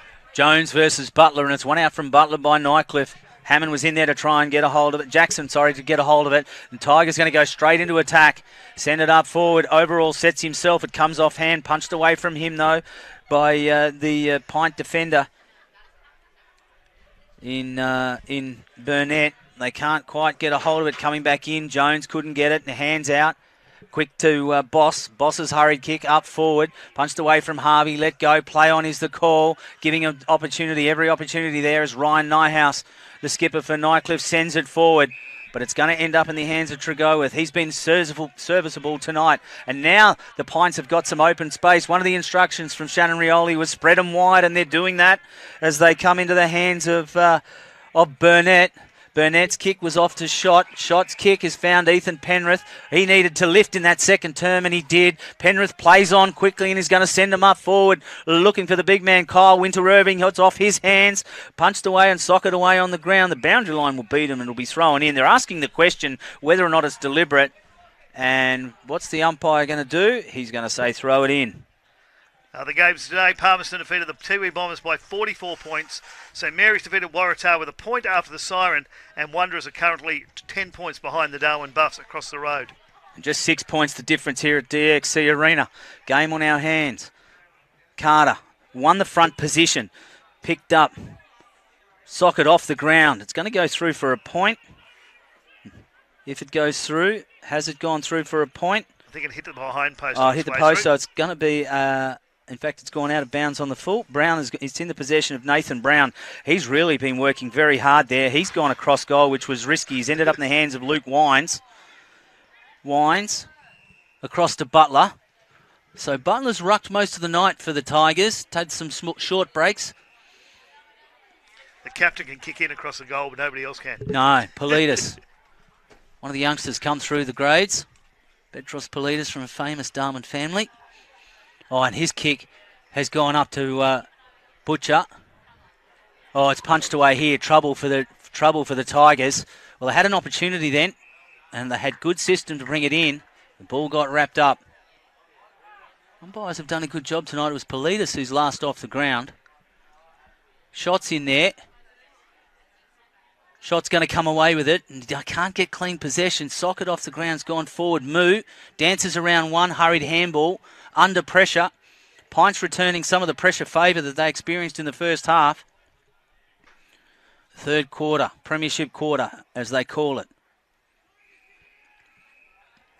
Mullane guides that out. Just go through that if you get an opportunity. Nick, that second half stat about how they've won the scoring. Yeah, they've done really well this year in the second halves. They've actually won the second halves by 17 goals over their opponents. They've only lost 4 second halves this season. And the last time they played the Tigers, of course, in round 1, they both scored 22 points in the second half on a horrible night. Very, very heavy rain and even a swim pool in the middle of this ground at one stage. But they've been really fit and really strong in the second half of every game this season. Well, the Green Ants really doing the work. The question was asked there, but umpire ruled that he ducked his head. Pressure being put on him. So the Green Ants have an opportunity here to set themselves up. Punch forward. Oh, off the ground was good. Can they get it and keep it moving? Yes, they can out wide. Pints, though, dragged down. He's caught holding the ball. He took too many steps. That was a great tackle. They're going back in board. It's Hammond there with it. Butler. Going back out to centre wing. So the pressure from Pint's causing Nightcliff to make the uncharacteristic mistakes they didn't make in the first half. They've managed to settle it down. Politis with the kick. Up to centre half forward. Loose. Oh, just coming through with great body there. Here they go again. Pints just setting it up. Now they're starting to find some structure, Pints, although that kick was no good and it's ended up in the hands of Nyhouse. Just need a little bit more structure here, the Tigers. They just seem to be just kicking around in circles at the moment. There doesn't been much going forward. Here's their opportunity now, though. No, and the thing is that if there is a slight fumble, Pints are all over them. And that's what they can't afford. I mean, that's about 7 kicks and they've got about 5 yards. It's just, they really need to start put some pressure forward on the Green Ants. So it's a long kick, play on. Just copped it on the inside toe and dropping back there is the big man Jones.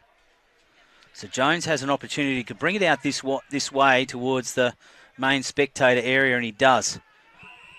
He's got his teammate there.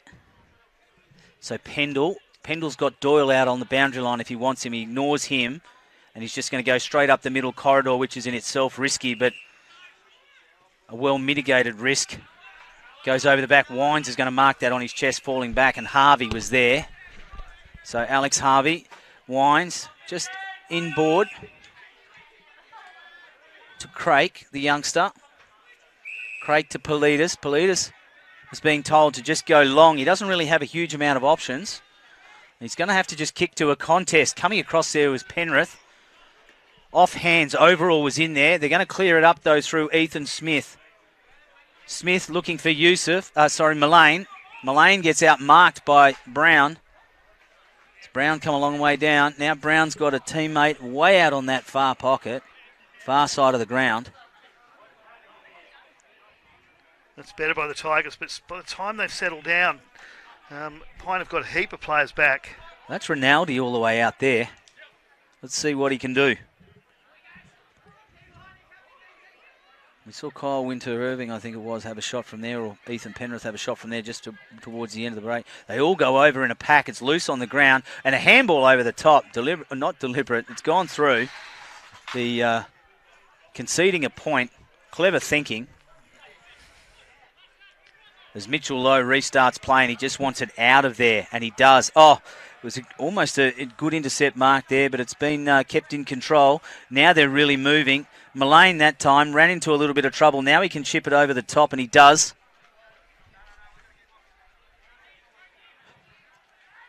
They've had to slow it down here, which is not good. Penrith gives it off to his runner. Loose on the ground, Yusuf over the top. High tackle, though. Yeah, he was the only one going for the ball then. He was always going to get the free as soon as he got knocked. Yeah, that was Wines.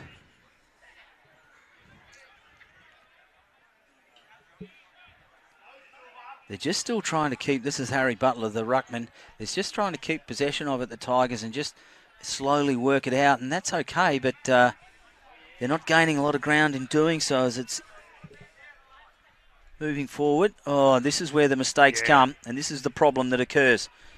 So can the Green Ants capitalise on this mistake? Let's see. Still just trying to push it forward, still loose. Now it's a hurried kick back. 2-on-1, it's a bouncing ball, no good for Ryan Moo, bounced over the top. In there was Chalmers, couldn't get it, head over the ball. Free kick's been found, it'll go to I think it'll go to Chalmers. Just get a hold of his number. No, it's not Chalmers. It is a 9. It's Pendle. So Pendle, back to centre half forward. Silver Yusuf was at the back. Taylor was there as well. Spoiling, putting pressure onto Wines. And Taylor, I reckon, is going to get the free kick there, Nick. Looks like he got a push in the back. Wines landed on top of him. There's nothing really in it other than the tackle wasn't completed correctly. So 8.5 minutes into the third quarter, this is a real opportunity goal. He had one early into the other end for the Tigers, but he was a long way out. This is a real opportunity here for Pine. Is this going to make it a one-point ball game? We'll see. Braden Taylor, he's actually also one of the players that needs to lift a little bit. We've seen Alex Harvey step in, and we've also seen step up, and we've also seen Ethan Penrith step up. I want to see Braden Taylor, and he's kicked right across the face of the goal. Unfortunately, it stayed in and has gone through for a point. But they would have preferred 6 points as Ryan Nyhouse will restart play for the Tigers. He's gone in short. Picked out Politis. So if you take the last shot of the last quarter, where Penrith pushed it straight across the face of goals with that one there, Pint could be in front here. Politis just kicking it out wide. He's got the runners out there. They've come off the hands. Here they go. They're going to try and build something here, the Tigers. Hurried hands. Oh, taken high was Hammond. Yeah. That was Jack's. Sorry, it was Moody. He's been one of the goal kickers tonight. And the ball's gone out of bounds. And across the road at half-time at TIO Stadium, Darwin buffs the leading Wanderers by 15 points at half-time.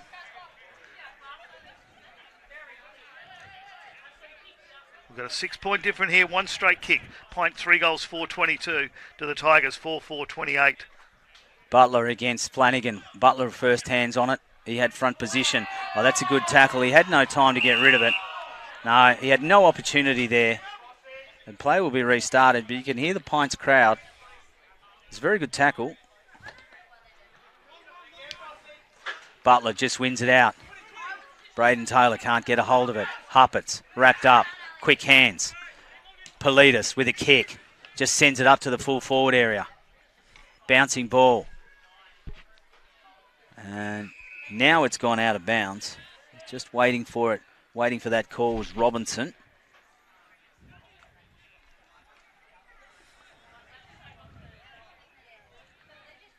They've looked a lot sharper in this quarter, Pint, but of course making no dent on the scoreboard. But then again, nor the Tigers. No, and it's a quick hand straight snap out of the pack. Braden Taylor's going to end up with it here. I don't know why he didn't put it on his boot, but he's gone back to Mitchell Lowe. Lowe has gone across. There's a few Tigers out there, and Pints, they're just going to tighten this up. There's a good tackle there, but I think the ball's gone out of bounds in the process of the tackle. Taylor was just roving off that ruckman there. Looked a little bit dangerous with Aidan Robinson, just took it out of the pack. So we're going to get a clear restart. Boundary umpire's been very busy tonight, certainly on that side of the ground. They have. Now they've got some runners. Okay, let's see how Pints can go from here. Can they get some clear possessions away? Ethan Penrith in a foot race. Oh, he's got his measure. Look at this. He's going to run. He's tried to bounce. He couldn't pick it up. He's going to soccer it in front. Nyhouse is there. He just steps around him. Steps around Ethan Penrith. There's the flyer is Flanagan. Couldn't get clean hands. Now he just pushes off one. Gets onto the right. Has to go in short, and he does. He picks out Kyle Winter-Irving from 50. He just lines it up. It's not a great kick. It's going to the pocket, but I think it's going to fall short, and it is. And a mark has been taken. And in the consequence, looks like he may have hurt his ankle. Yeah, he didn't look good as soon as he was running there, but he's managed to keep coming through. Hopefully he can walk it off. Shake it off, and he gives a handball off to his running teammate. And they've gone through, and I think he's missed. He has. So he's pushed that to the right. And Pints just edged closer by a point. Pendle showed some speed there. He just had no one to kick to who was running through, but he certainly left the Tiger player behind, and he's a certain talent. So 5 points in this game now. It was Tigers early, but Pint have certainly fought back into this one. Tregoeth up in the ruck, punched away for Pints. And a high tackle, straight in there paid. So Tregoeth, can they move this forward? Just looking up. There's a couple of options. He just plays on quickly, and he just sends it out to that centre corridor. The lead is on there. The mark, has it been taken? I think it has. Yes, it has. And so that's a good grab. And again, it's Matty Ryan who's presented himself. He had 2 goes at it, but he kept it. He kept it control, brought it down. Took it up top, then brought it down to his chest. If he puts this one through, you'll hear the crowd here at DXC Arena. It's a nice crowd here. It's been a good family day. At halftime there, they had a kids versus parents footy game, and I think the kids won because they took away the parents' goals. Well, I'm glad we weren't commentating that game. That's all I can say, because scrappy wouldn't have been the way to describe it. Matty Ryan comes in. He's already kicked one tonight, Matthew Ryan. Has he got his second? He's directly in front. It's sitting it up nice and high. And the goal umpire bounds his chest and says it's gone through for a point. 3 straight points. Pints have kicked. The Ryan Nyhouse takes a bounce. So So 4 points in this game, 14-minute mark of the third quarter. Wines. Ryan Nyhouse over to Wines. Wines' handball wasn't great to Brown. Brown's got to do some work and go backwards. Now he's got a handball again and puts his teammate under pressure. Wines again with the backup so they can still run it out. Can the Pints side, now there's a bouncing ball. Can Pints keep the pressure on? Nightcliff have managed to get it going. Ryan Moo had a look, but he can circle back. He's got the pace and he does. Now it's gone back to a diving teammate. Falling back, spilled it, loose, and a free kick's been found. It's Lowe. So Mitchell Lowe can bring it right across here, and he's got another one down the line here. He's got two down the line here. So he's picked out Jones and he's picked out Taylor. Taylor just kept it in front of him. He's put under pressure though. Now it's Socket in front. Here comes Yusuf. Both hard football. Let go though. Now Taylor again. Now he's got a hurried kick underground. Had the ball smothered off his boot. Wrapped up. Gee, there's some hard football out there at the moment. Wines. Just get it. Cleaned it out. Robinson sets himself. Punched away from him. It's a foot race. Moody's there. Moody soccers it off the ground and scores a goal. Yeah, unlucky there, the Pint defender. He tried to punch that back, but he was just too far out. And the Tigers player, Moody, was always on the pump there. And really unlucky there from the Pint defender. He just couldn't get the full fist onto it. But that's now pushed it out to a 10-point lead to the Tigers, the 15-minute mark here of the third quarter. But Pint have looked good. And that was Moody's third goal. Yep. Can you believe it? From absolutely nothing, you'd almost say that was against the run of play. The Pints have put the pressure on them for the last 5 minutes, haven't been able to penetrate that excellent Nightcliff defence. The punch by the defender there, just couldn't get enough on it to knock it through or knock it out of bounds. No. And, of course, then the running player, the Moody was in front runner already on his feet. And it was just a matter of then whether he was going to sock it or take the risk to pick it up, but he made the right decision. Jones wins out easily against his opponent. Knocked forward. Pints, though, haven't got an advantage. Mullane just a little chip kick over the top, just trying to find space. Nightcliff have a chance to set themselves up here. Yusuf comes in, gets the handball. Mullane, though, there's a high tackle being found. It's going to go to the Nightcliff player. And they can reset themselves. Free kick was there. Moody, one of the goal scorers. 3 goals. Ethan Smith judged it better out of the air and then kept it down in front of him. No mark. Winter Irving couldn't get clean hands on it. Hurried back. Can they put pressure on the Nightcliff defenders? They can't. Out wide is Brown, and by wide I mean he's less than a metre inside from the boundary line. It's Ethan Smith with a one-hander in front of his crowd, and don't they love it? Smith plays on, and with a little grass cutter, almost hit his teammate on the chest. It's out the back. We keep going. Pines keep going forward. Shot, then his little hand over. It's only just gone the required 15. But they'll be able to steady things down here at DXC Arena. What's the difference? 10 points. Yep, 3 goals, 6:24 to 5 goals, 4:34. 17.5-minute mark of the third quarter here at DXC Arena in Darwin. Yeah, it's getting hot and heavy out there. Both sides understanding the significance of this game and how important it is to win. Pretty much an elimination final for Pint tonight if they lose. And the Buffs win across the road. The top 5, not the positions will be set, but the 5 will be locked away, you would think. Oh, it's one out there by Butcher. Taps it forward. Oh, that was front-on contact. High tackle. And that's going to have to be had a look at, I would have thought. Alex Harvey.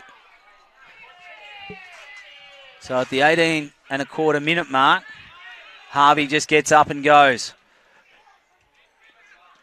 Brown comes in. He's a bit late on the scene. Silver Yusuf just swivels and goes. He puts it up to the full forward area. Punched away there by his teammate. It's a bouncing ball. Nyhouse is wrapped up in a tackle. He can get it away. Wines has stepped around. Here they go. Pints. It's across the face. The arms are up. This looks good from here. And the all clear is given. And that's a goal. And Wines gets the first one for Pint in this quarter. So we just...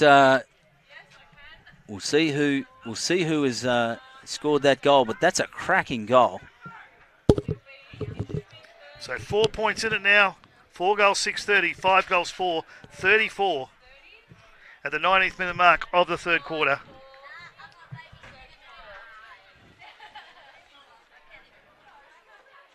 That was a great goal and a great response to the Nightcliff response, but it was brought about by the pressure that really got put on the Tigers defenders. I mean, they've been working very hard for this game during this game, and eventually the pressure got put to them. As we come back in the middle, here comes Braden Taylor, Mitchell Lowe. Out wide, again, Ethan Penrith. He's one that's had to lift, and he has. Penrith just puts it on the pass to the lead, to his leading teammate, who can go in, and I reckon they're looking at number 2 right here, and they are, and that was Chalmers. It was actually Thomas' shot, number 5, has put that through. Well, it's a leader's goal, and he's a leader. And for the first time tonight, Pine have hit the front. 5 goals, 636 to 5 goals, 434. We've been saying all night they're a very good second half side. It wasn't really comfortable out there for about the first 10 minutes of this quarter, but in the last 3 or 4 minutes, they have certainly got a run on. They did do this in the second quarter as well and got 3 quick goals. If they get another one here, it could be a real tough last quarter for the Tigers. So Thomas shot there. Great running goal. Good work by Penrith too, just to look up field and awareness and pick him out. Yeah, one of the best on ground tonight, and he has been every week. I've seen him. I think that Penrith's a great player. Bouncing ball. Low. He's got it. Just kept his head over the ball, trying to keep it forward for his teammates. You just sense the Tigers are under a bit of pressure here. All taken high. High tackle, front on contact. Yeah. A free kick. Clumsy. Alex Harvey. Very clumsy tackle, that one. Was a little bit clumsy. Here they go. From outside 50.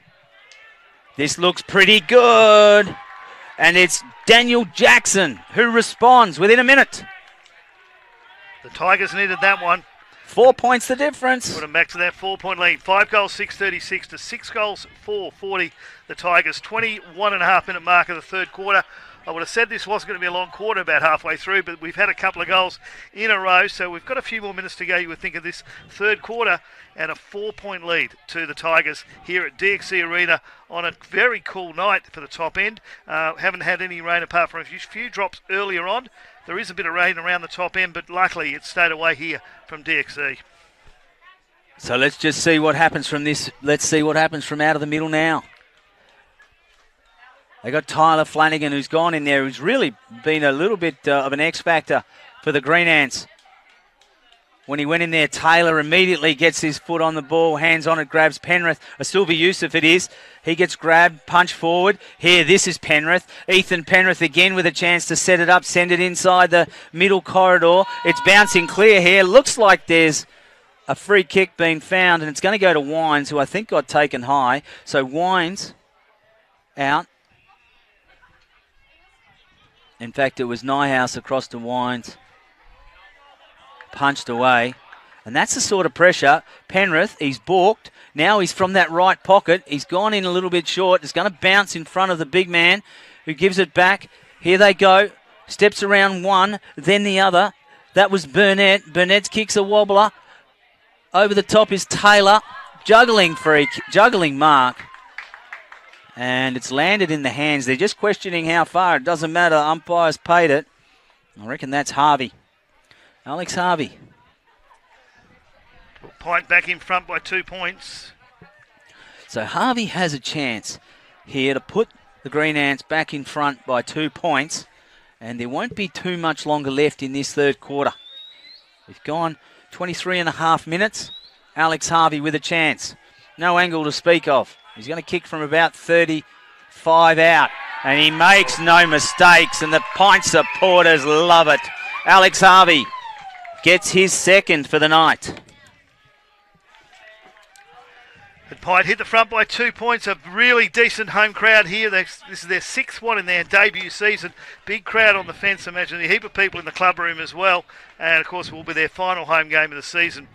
And they've great debut season. If you said to them at the beginning of the year the games they would have been very happy with it, and certainly their second half. So another pre-season under the belt of some of these players, and they'll be a formidable side next year.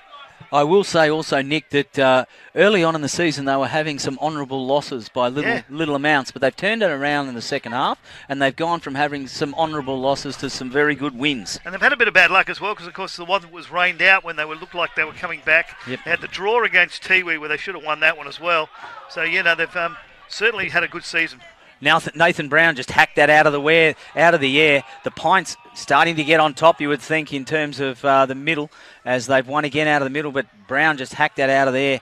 Politis couldn't quite get a market on it, and it's ended up back in the hands of the Tigers in the middle of the field, and they've just gone in short. Ryan Moo with it here.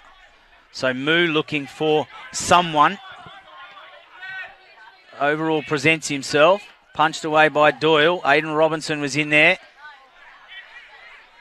Wrapped up. Kyle Winter-Irving just wrapped up his opponent. And a high tackle has been found. And a free kick has been paid.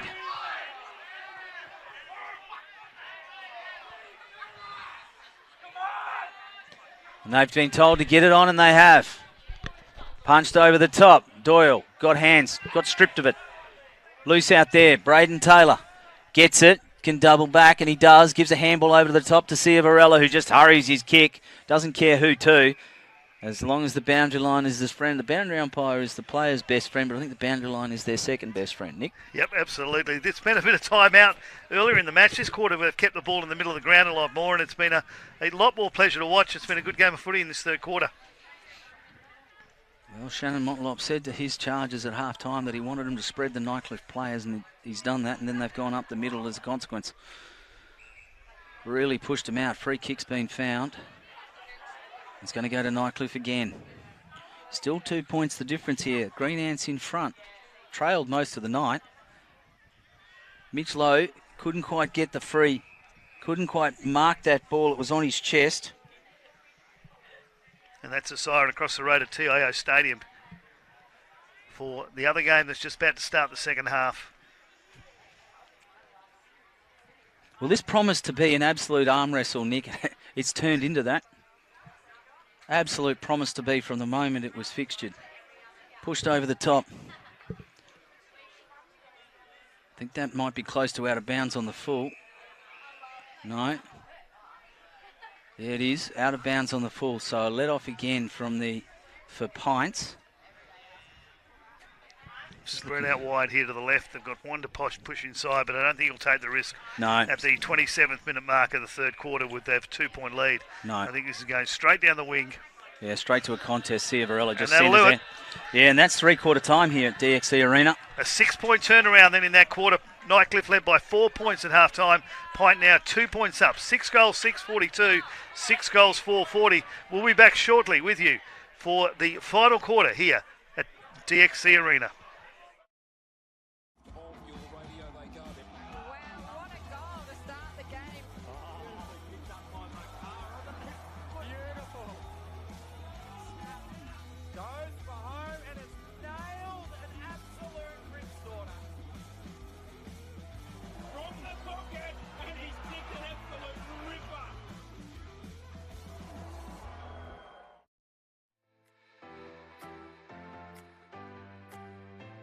Nightcliff under pressure here. They're coming out through Vile. He's turned the ball over. Picked up by Atkins. Hands off quickly to Stokes. They've got to get tighter on Jared Stokes in that situation. He goes long and Stokes, he's kicked the first goal of the game. The skipper, Jared Stokes, has started well for Buffaloes. Skilly?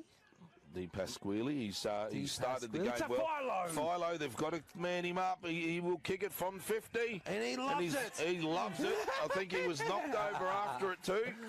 But it doesn't matter. Brody Philo's kicked one for Tigers. Gets the ball over there to the Nightcliff player. He chips it sideways. Picked up there by Butcher. Butcher onto his left foot. Kicks it in deep. And it's a goal. So we're looking around for it. They lost sight of that one. And Butcher's kicked it on his left foot. That's one for the archives.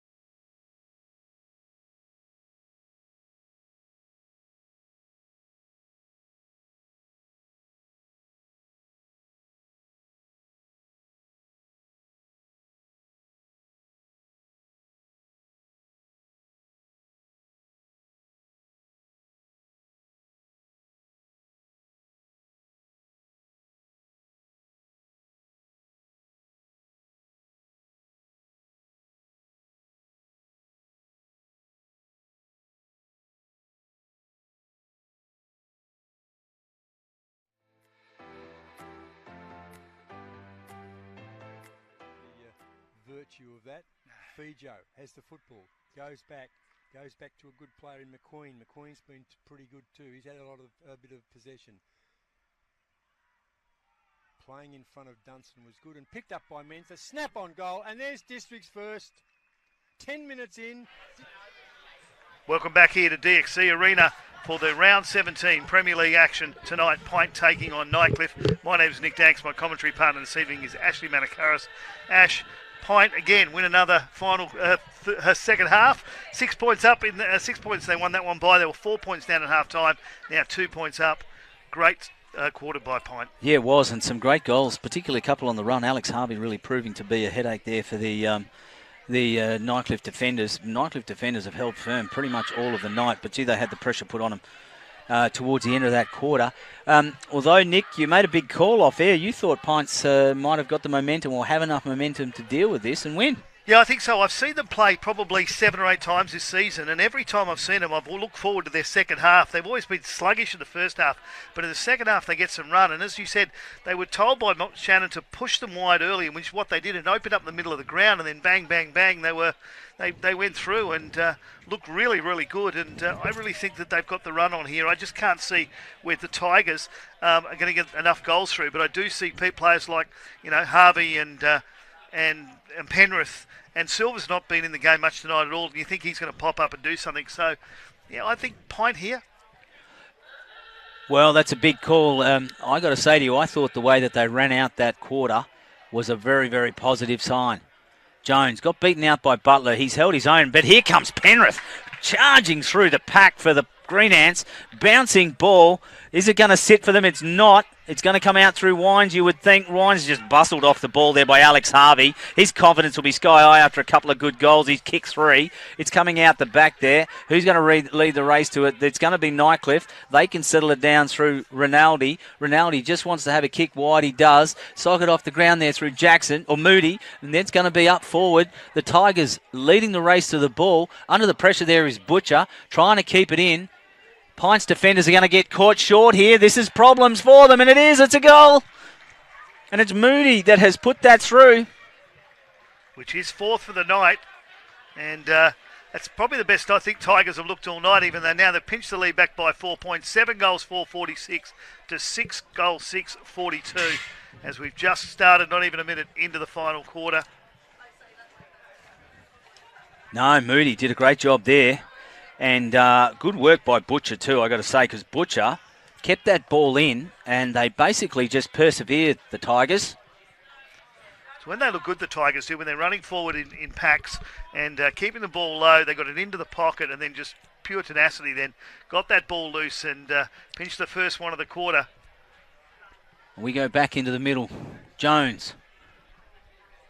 Butler. The two have been at each other most of the night. They keep each other, spoil each other, but it's cleaned up by Pints and sent forward. They're starting to get sort of control out of the middle of Pints, but they're not getting much joy across half back. And not getting much joy in the context that the Nightcliff defence has really stood up tonight. Really stood up and kept them honest. Punched away by Jones. Coming through is Harvey. Snelling. Harvey's trying to keep it in front. He does. And it's gone out of bounds. Wines wanted to ask the question, but nothing to ask there. Nothing to see here. Let's get on with it. Yeah, he never really had control at any stage. He, on a wet ball and a wet night, that it was always going to keep running. Carter's going to set himself up here. Absolutely critical is Carter. And he wins it over the back. He comes into his hands again as a hurry kick. It's not going to go far enough, so it's going to be punched on. No one's going to get a clear chance away except Hupperts. Oh, out of bounds on the full maybe, potentially. No, it's come up above the knee. Shot was in there indicating. Boundary umpire, I thought, was in a pretty good spot, so that shouldn't have been a major problem. Yeah, boundary umpire went straight above the knee then with his hand. He just indicated where it hit the guy. They all set themselves up. Over the back. Snelling.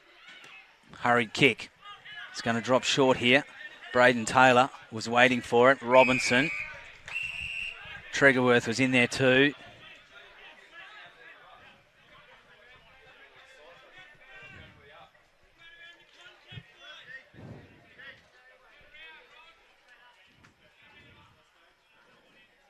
Jones.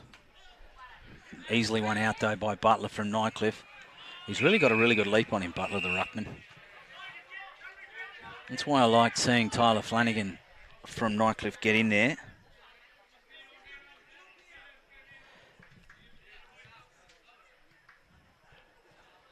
There's one out by Jones, out the back. Here we go. Shot. Right foot, puts it up. Over the back, punch forward. Oh, it's just lucky there. Huppets was there to clean up for the Tigers. Spoiled forward. Robinson was in the contest. Moved, darts through with his pace. Doyle, bodied. Butcher just slaps it forward. They built something from nothing previously, the Tigers. Can they do it again? There's a hold off the ball, and it's going to go to Pints. Mitchell Lowe, steadying hand. Taylor finds space in the middle of the ground. Now there's a big handball over to Penrith. Here they come, the Green Ants. They're swarming up forward, and it's downfield. He got taken after disposal. Did he what? And the ball is landed 25 metres out, directly in front, paid downfield, and it's in the hands of Matty Ryan. Who's kicked one earlier on tonight, had a couple of opportunities, pushed one to the right just earlier on towards late in that third quarter. But it could be opportunity here for a captain's goal to put Pint back in front by 2 points. So Matty Ryan. Here he goes. Needs to sit this up. One of the co-captains. The crowd like it. Goal umpire Jenny Rowe didn't move. Well, it's one of the co-captains' goals of the night. 7 goals, 6:48 to 7 goals, 4:46. We're back to the same distance we were at three-quarter time. 2 points to Pint as we just tick past the 5-minute mark of the final quarter.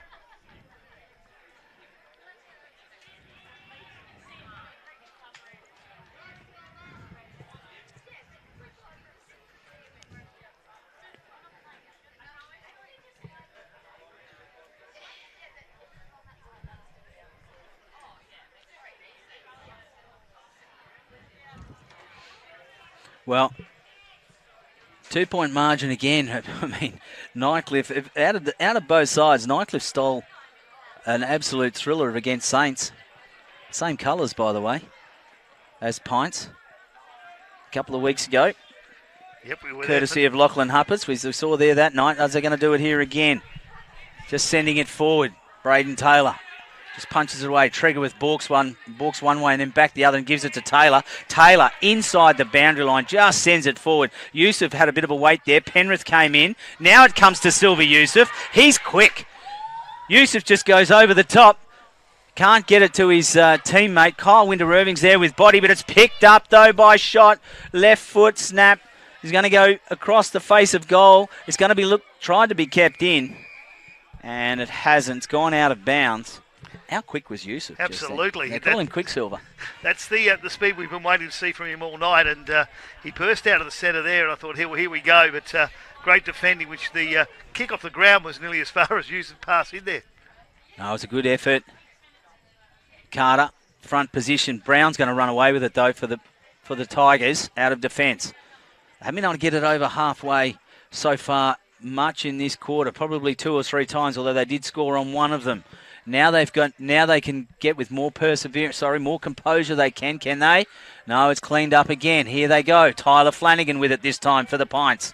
Tyler Flanagan's kick's disrupted. Kyle Winter-Irving's got to bend over. He can't quite get it. This time it's Yusuf. Yusuf handball backward gets intercepted. Comes to Shot though. Shot's going to send it up forward. They set themselves. Front position. Can't do it. Was Ryan. Nyhouse is in there though for the Tigers. In there is also Brown. No, it's not Brown. That's Hammond. And they got it out of there. Caught loose on the ground. Have they still kept in? Just waiting. Both sides trying to keep it in. Boss is in there fighting for it. So too is Wines. No opportunity. Umpire's going to throw this one up. It was Jackson from Nightcliff that actually ended up being the last line of defence there for the Tigers. It's a tough one. Oh, coming through from the work of Brock Carter. And just letting them play football at the moment, which is what you want to see. The umpire signal hit the post there, and I think it was the Tigers player that hit it with the ball in his hands. So Carter, body, just uses his body against Butler. The hurried kick from Penrith into that pocket as a point. That would have set the whole place on fire if he had kicked that. Yeah, they're big names for Pine are stepping up. Yeah, Penrith Silver. Shot, and Ryan Harvey. The big ones have actually started to show. Flanagan's had a bit of a good touch. That was an interesting kick from Ryan Nyhouse. Not one you'd see in the playbook. It's come up, half forward, half Nice back, grab. sorry. Yep, and that's Aidan Robinson. So Robinson, can they build here? He's got it over to his running teammate. Now going to come back inboard. The danger signs here. Butcher's got it first time, missed it, dropped it, and then gives a handball over, but the handball's too hot and has gone out of bounds. That's when Tigers look good, when they run the ball like that. Quick handballs and a couple of passes, but that handball there just went slightly astray. Now Hammond was in a great position to get that. I think it would have been all sorts of troubles for Pints if Hammond had got that cleanly. So Pint leading by 3 points, 7 goals, 7:49 to 7:4:46. Just coming up to the 10th minute mark of the fourth quarter. Over the back, Butcher shrugs one, can't get it cleanly. Now he can. The flyer, spoiled though, or it's off the ground. This is dangerous. All clear, play on was the call, but I think it's been touched and will be thrown in. It has, and missed everything, but got touched in the process. And the ball will be thrown in. Well, we're only 10 minutes into this last term. 10 minutes and a quarter. 10 minutes and 15 seconds gone. And we've got ourselves an absolute cracker of a game. 3 points the difference. Over the back. Couldn't quite get it. Was Jackson. And he's been grabbed without possession of the ball. So he's jumping up and got grabbed in the process. So Daniel Jackson will go back and have a shot at goal.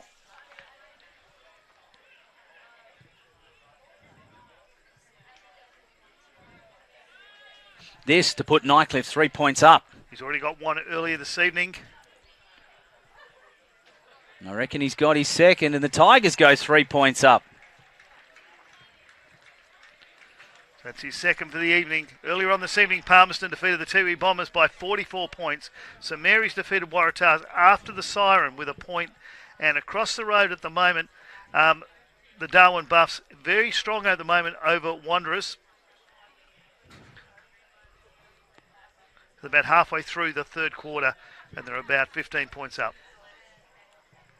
Well, what's the lead changed here? About 5 times so far in the first 11 and a half minutes of this quarter. Yep, stuck around between this 2 and 3 and 4 point mark since about halfway through the second quarter. Pint didn't score a goal in the first quarter, but have come back pretty strong since then, and it's bouncing around between that 3 and 4 point mark. Braden Taylor tried to give it off to Chalmers. Chalmers got wrapped up in the process. The ball came down again loose, and they will all get up. Daniel Jackson will be one of the last up, as will Braden Taylor. He's been real in and under type, Braden Taylor. Jones with a tap over the top. Yusuf can't get it one time, can have a crack at the second. So on the ladder, Nightcliff win tonight. They guarantee themselves finals footy with 1 round to go. If the Buffs win across the road, then that'll be the 5th side for the season. But if Pints can pinch this one and the Buffs lose across the road, then Darwin Buffs will have to beat the minor premier Southern Districts next week to get into the finals. Bouncing ball, handball over the top from Robinson, hoping that someone can run onto it, and it looks like Butcher's going to have a crack at it. Butcher there, couldn't get clean pick up, ran straight into trouble to that Nightcliff player. He's going to have to be careful here, but the umpire said he had no prior opportunity. There's a bit of push and shove. Umpire's just going to restart it. The game's going to get underway straight away. Butcher's in there. Players are still wrestling. Umpire did the right thing by getting it going. And I don't think that Nightcliff want to get into this part of the territory because it will distract them. That 3 point lead has got not much gap in it, and there's also plenty of time left in this game. And on top of that, they don't want anyone reported, I wouldn't have thought. No, certainly not. And also, a silly thing there, and all of a sudden that goal could make the difference. Umpire's talking about at the moment. It's whether or not it went out of bounds on the full. That's the question. Boundary umpire signalled he thought it did, potentially, but umpire Loney saying no, it was touched. So ball it up or throw it in. We get underway.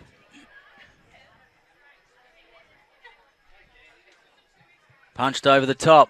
Hurried kick there from Rinaldi. Hands to face. He didn't get it. So Zach Rinaldi had an opportunity there.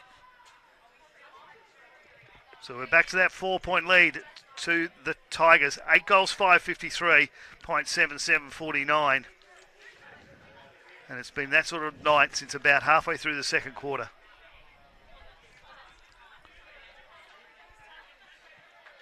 It's punched away. Jones steps back into trouble and then got caught and then handballed. And now that's silly. And now it could well be on. And they're in what they call right in front of the Nightcliff coach's box as a player gets dragged off. And a free kick's going to go straight to Petros Politis. And we'll go to him. And umpire just clearing out the area. Silly free kick. Yeah, he didn't pay the first one. He wanted to keep it going, and then there was a push off the ball again, and he didn't have a choice. Loose on the ground.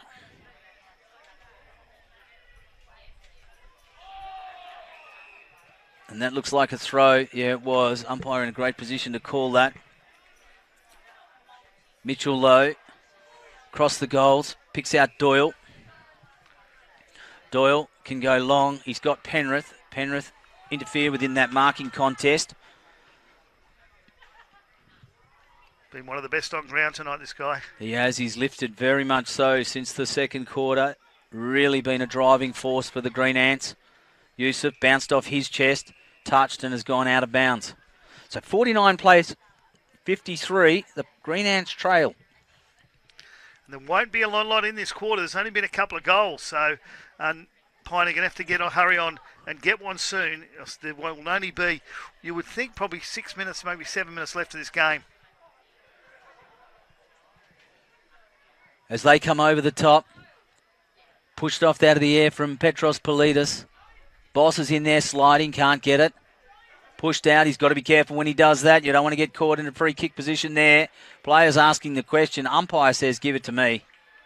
Free kick's actually been found, and that's the problem. You slide on top of it, you could get pinged.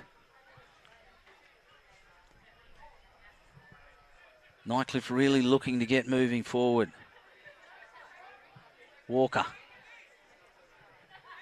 Punch forward away from the leading Robinson. Loose again. Chalmers gets him out of trouble. Bouncing ball, looking for Ryan. Matty Ryan has it knocked away from him. They're really putting pressure. Wines can just settle it down. Kenny sends it out of trouble. Back to a contest though. Handball over the top. Politis. There's Boss, Robert Boss. Now he's got Yusuf. Has Yusuf got space? No, but he's got a runner. The runner is shot. Here they go. That was Carter. Sending it forward. Sorry, Jones it was. Oh, good defending. And it was Ryan Nyhouse who read that best out of the air. He's got room down the wing here. He has. Is he going to keep going down this way, though? He's going to have to kick to a contest somewhere. He does have loose players. Off hands. Politis lifted his work rate enormously, ran straight into trouble, then got held off the ball.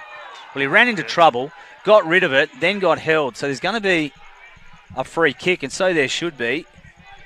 But Politis has been, lifted his work rate for the Tigers in that midfield, and they haven't had Cammy Islet since about halfway through the second quarter. Been missing the run from Pine here. I thought they would come out a lot more running in this quarter. They haven't been allowed to run by Nightcliff as they line up now for a very handy goal at the 18th minute mark. And a 50 metres been paid. Absolute certain one. So, yeah. 50 metres been paid. So I don't know if someone infringed inside that protected area. But if Butcher was only half a chance before, he's a certainty now.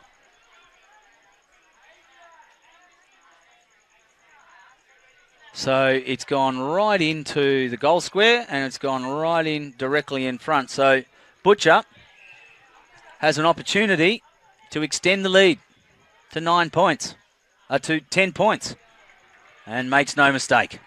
That's a handy goal in a low-scoring quarter. 18 and a half minutes in and a 10-point lead now to the Tigers. Well, disappointing way to finish off this quarter so far. They really have been the work rate, but I think they, Nick, towards the end here in this last few minutes, they've actually been sucked in a little bit. Yeah. Sucked into responding to stuff that they probably should have looked the other way and have paid the price with free kicks. Yeah, I expected a Pint to come out on this ground and start running like they did in that last part of the third quarter. They look like they're right in this one, but they've just dropped off for the last 5 or 10 minutes, and Nightcliff haven't let them play footy at all. No, Nightcliff's just showing their experience around the ground there. Butler. Jones just wins it out. Come to Boss. Now on to Braden Taylor. That's a great build-up. Brock Carter's set himself at full forward. It's off his hands. Penrith in there with a bit of hustle. And then a right foot snap at goal. Penrith kick. Look good. Oh, right on the line. And touched for a point on the line. That might have been the goal of the year. Certainly the point of the year so far. They needed that one, Pint. They'll only get a couple more opportunities. We're about, I'll say 6 seconds away from going into time on. 9-point lead to Nightcliff Tigers. Ryan Nias's kick. They just want to keep possession and keep it as far away from that Pints goal as they can. So they're winding down the clock, the Tigers. Yeah, he's not in a rush to work through the open gate there as well. He didn't have to jump the fence, but he's still not in a rush to go and get it. Well, as we all know, the clock doesn't stop when the ball goes out of bounds.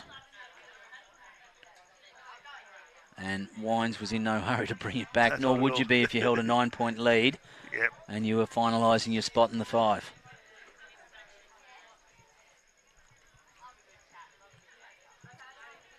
Still a chance, shot. Hands and knees. Here comes Boss, just sends it inboard, but no chance there. It's cleaned up by the Nightcliff defence again. Sends it back to where it came from. Ball goes out of bounds again. This time there's a little bit more urgency in going to get it. In fact, it went out of bounds on the full. That's the urgency. And it'll be Shot, who's got to take a diving chest mark. Just keeps his fingers underneath it. Then swivels around onto his right and just puts it into that middle corridor. Penrith, the flyer, who takes a great chest mark. Well, he made that look easy, but it was a contested chest mark. He's going back to have a hurried kick. He knows the urgency of the situation. 21 and a half minutes gone here in the final term. The Pints Green Ants trail by 9 points. Does Penrith have an opportunity to close that margin to 3? And he just pushes it off to the right. Well, in the effort to find distance, he gave up a little bit of accuracy. Yeah, just out of his range there. I thought 8 points in it now. That was Pint's second or third real opportunity of this quarter, and Nightcliff had just locked this game up once they got in front early. And this is the experience of the Nightcliff side. I mean, you know, they won 3 grand finals in the last few years, and they've managed to maintain a good chunk of that side. Oh, the fly there punched away, though. And again, we'll have a stoppage and a restart. Boundary throw in. If anything else, Nick, I've got to say to you, I think Pints can take away from not only this game but the season nothing but positives. I think Absolutely. They have really demonstrated that the decision to get them into the Men's Premier League was a good one. Yep. And that they can be competitive with the best, because we've seen them be competitive with the best. Yeah, they nearly picked up a new fan. I'm a Tiger supporter, but they have really impressed me with some of the footy they play, and I just like the way they just never give up, even right to the end. As you said, they've had a couple of honourable losses in their debut season. Yeah, and spectators can get a little bit humbled by the honourable losses or a bit wearied by honourable losses, but they also know that at some point there's a turnaround, and at some point Pints will see that. Yeah, you got a lot of sides join a brand new competition and struggle for the first couple of years. And if you'd have asked them at the start of the season, would they have taken, 24 points at the end of the season and a couple of close games, I think they would have said, yeah, we'll have that for our debut year. And it's also a mark in terms of what we see here as Butler again, who's really been a tough opponent for all of his Pints opponents this night as they send it forward.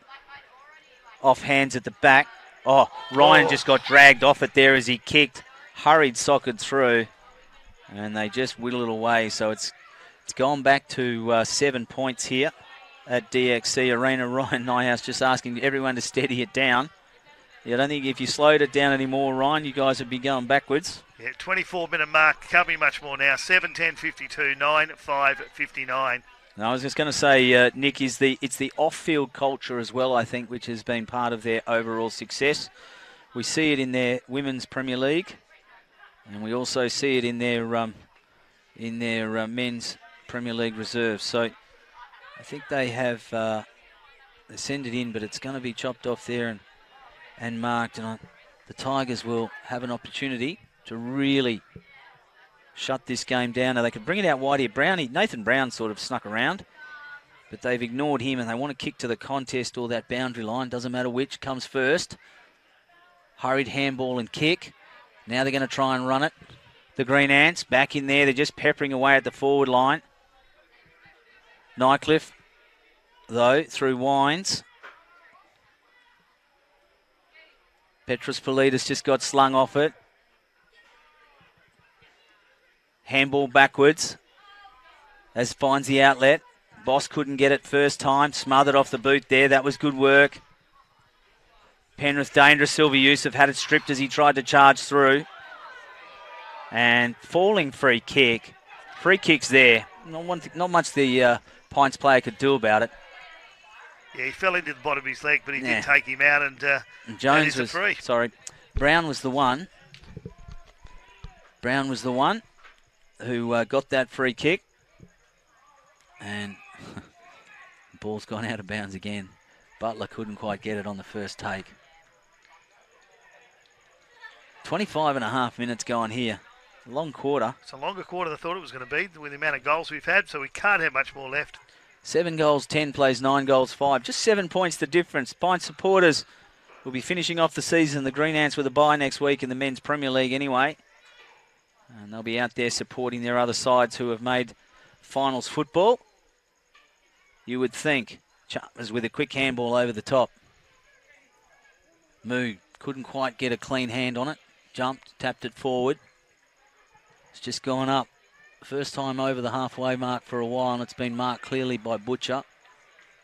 Butcher's just pointing, I'm just going to take my time and send it forward. Is he just going to bomb it? That's really the question. 26 minutes gone. I think that's what his aim is just get up the forward line and leave it there. Couldn't quite get clean hands on it was Doyle. Hurried handball in there, Chalmers. Ciavarella's in there, wrapping up his opponent. So we'll see a start. It's been a few minutes since Nightcliff have gone forward, although they've had a pretty good scoring rate when they have gone forward. Quick handball over the top. This looks dangerous for them. Butcher just lets that go out.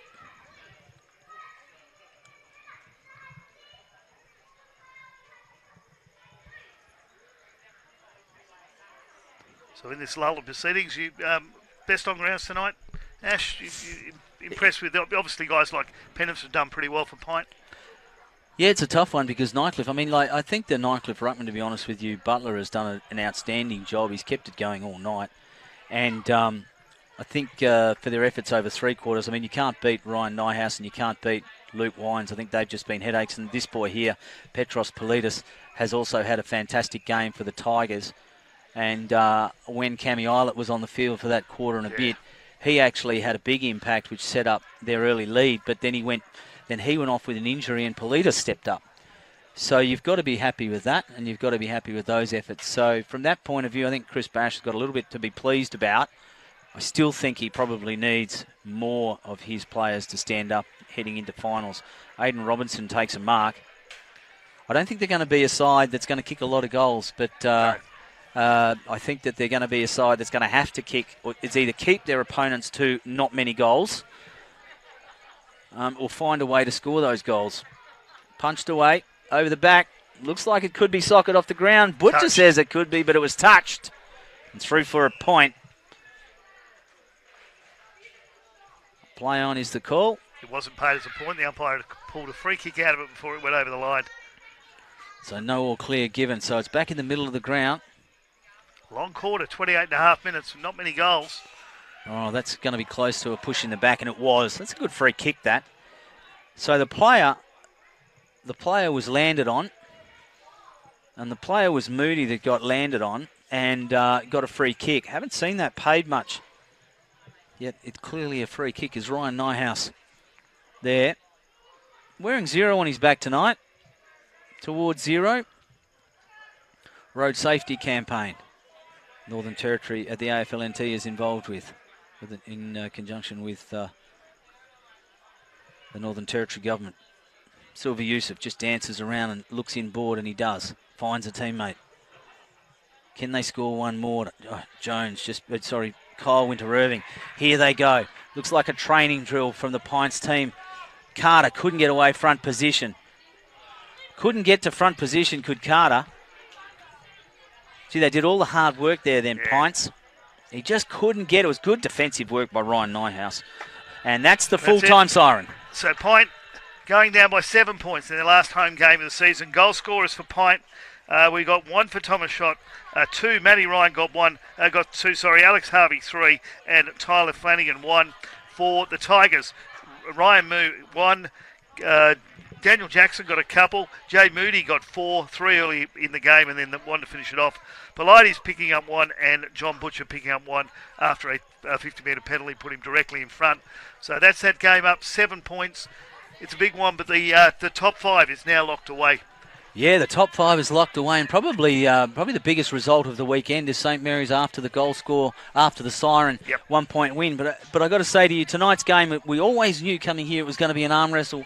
Pint and Nightcliff didn't let us down. There was only 29 points between the sides in the first round. The one time they played each other this year is less than that this time, 7 points, and that's an indication of just how much Pint have improved and just what we've got to look forward to next season with the Green Ants. But I got to say to you, Nick, outstanding game, and they again lifted because we saw as in that first half, that first quarter, Nightcliff were dominant and Pints just worked their way back in and their players fought their way back. So it was a good outcome. Absolutely. Live round. There's still a game going across the road, but it's pretty comfortable at the moment by the Buffs. Southern Districts will finish as minor premiers on 50 points with 1 round to go. Waratah on 44, St Mary's 36, Nightcliff 32, and the Darwin Buffs on 30. That rounds out the top 5. Pint can't get there now on 24 points. They're going to bye next week, so their debut season is over, but a very pleasing one for them. Palmerston on 22, Wanderers on 20, and Tiwi Bombers on 6. But of course, Wanderers are paying, but the Buffs look like they've got that one as well. Thanks for joining us here tonight. Thanks, Ashley, for a great night. Don't forget to join us and keep going across now and watch the Darwin Buffs taking on Wanderers.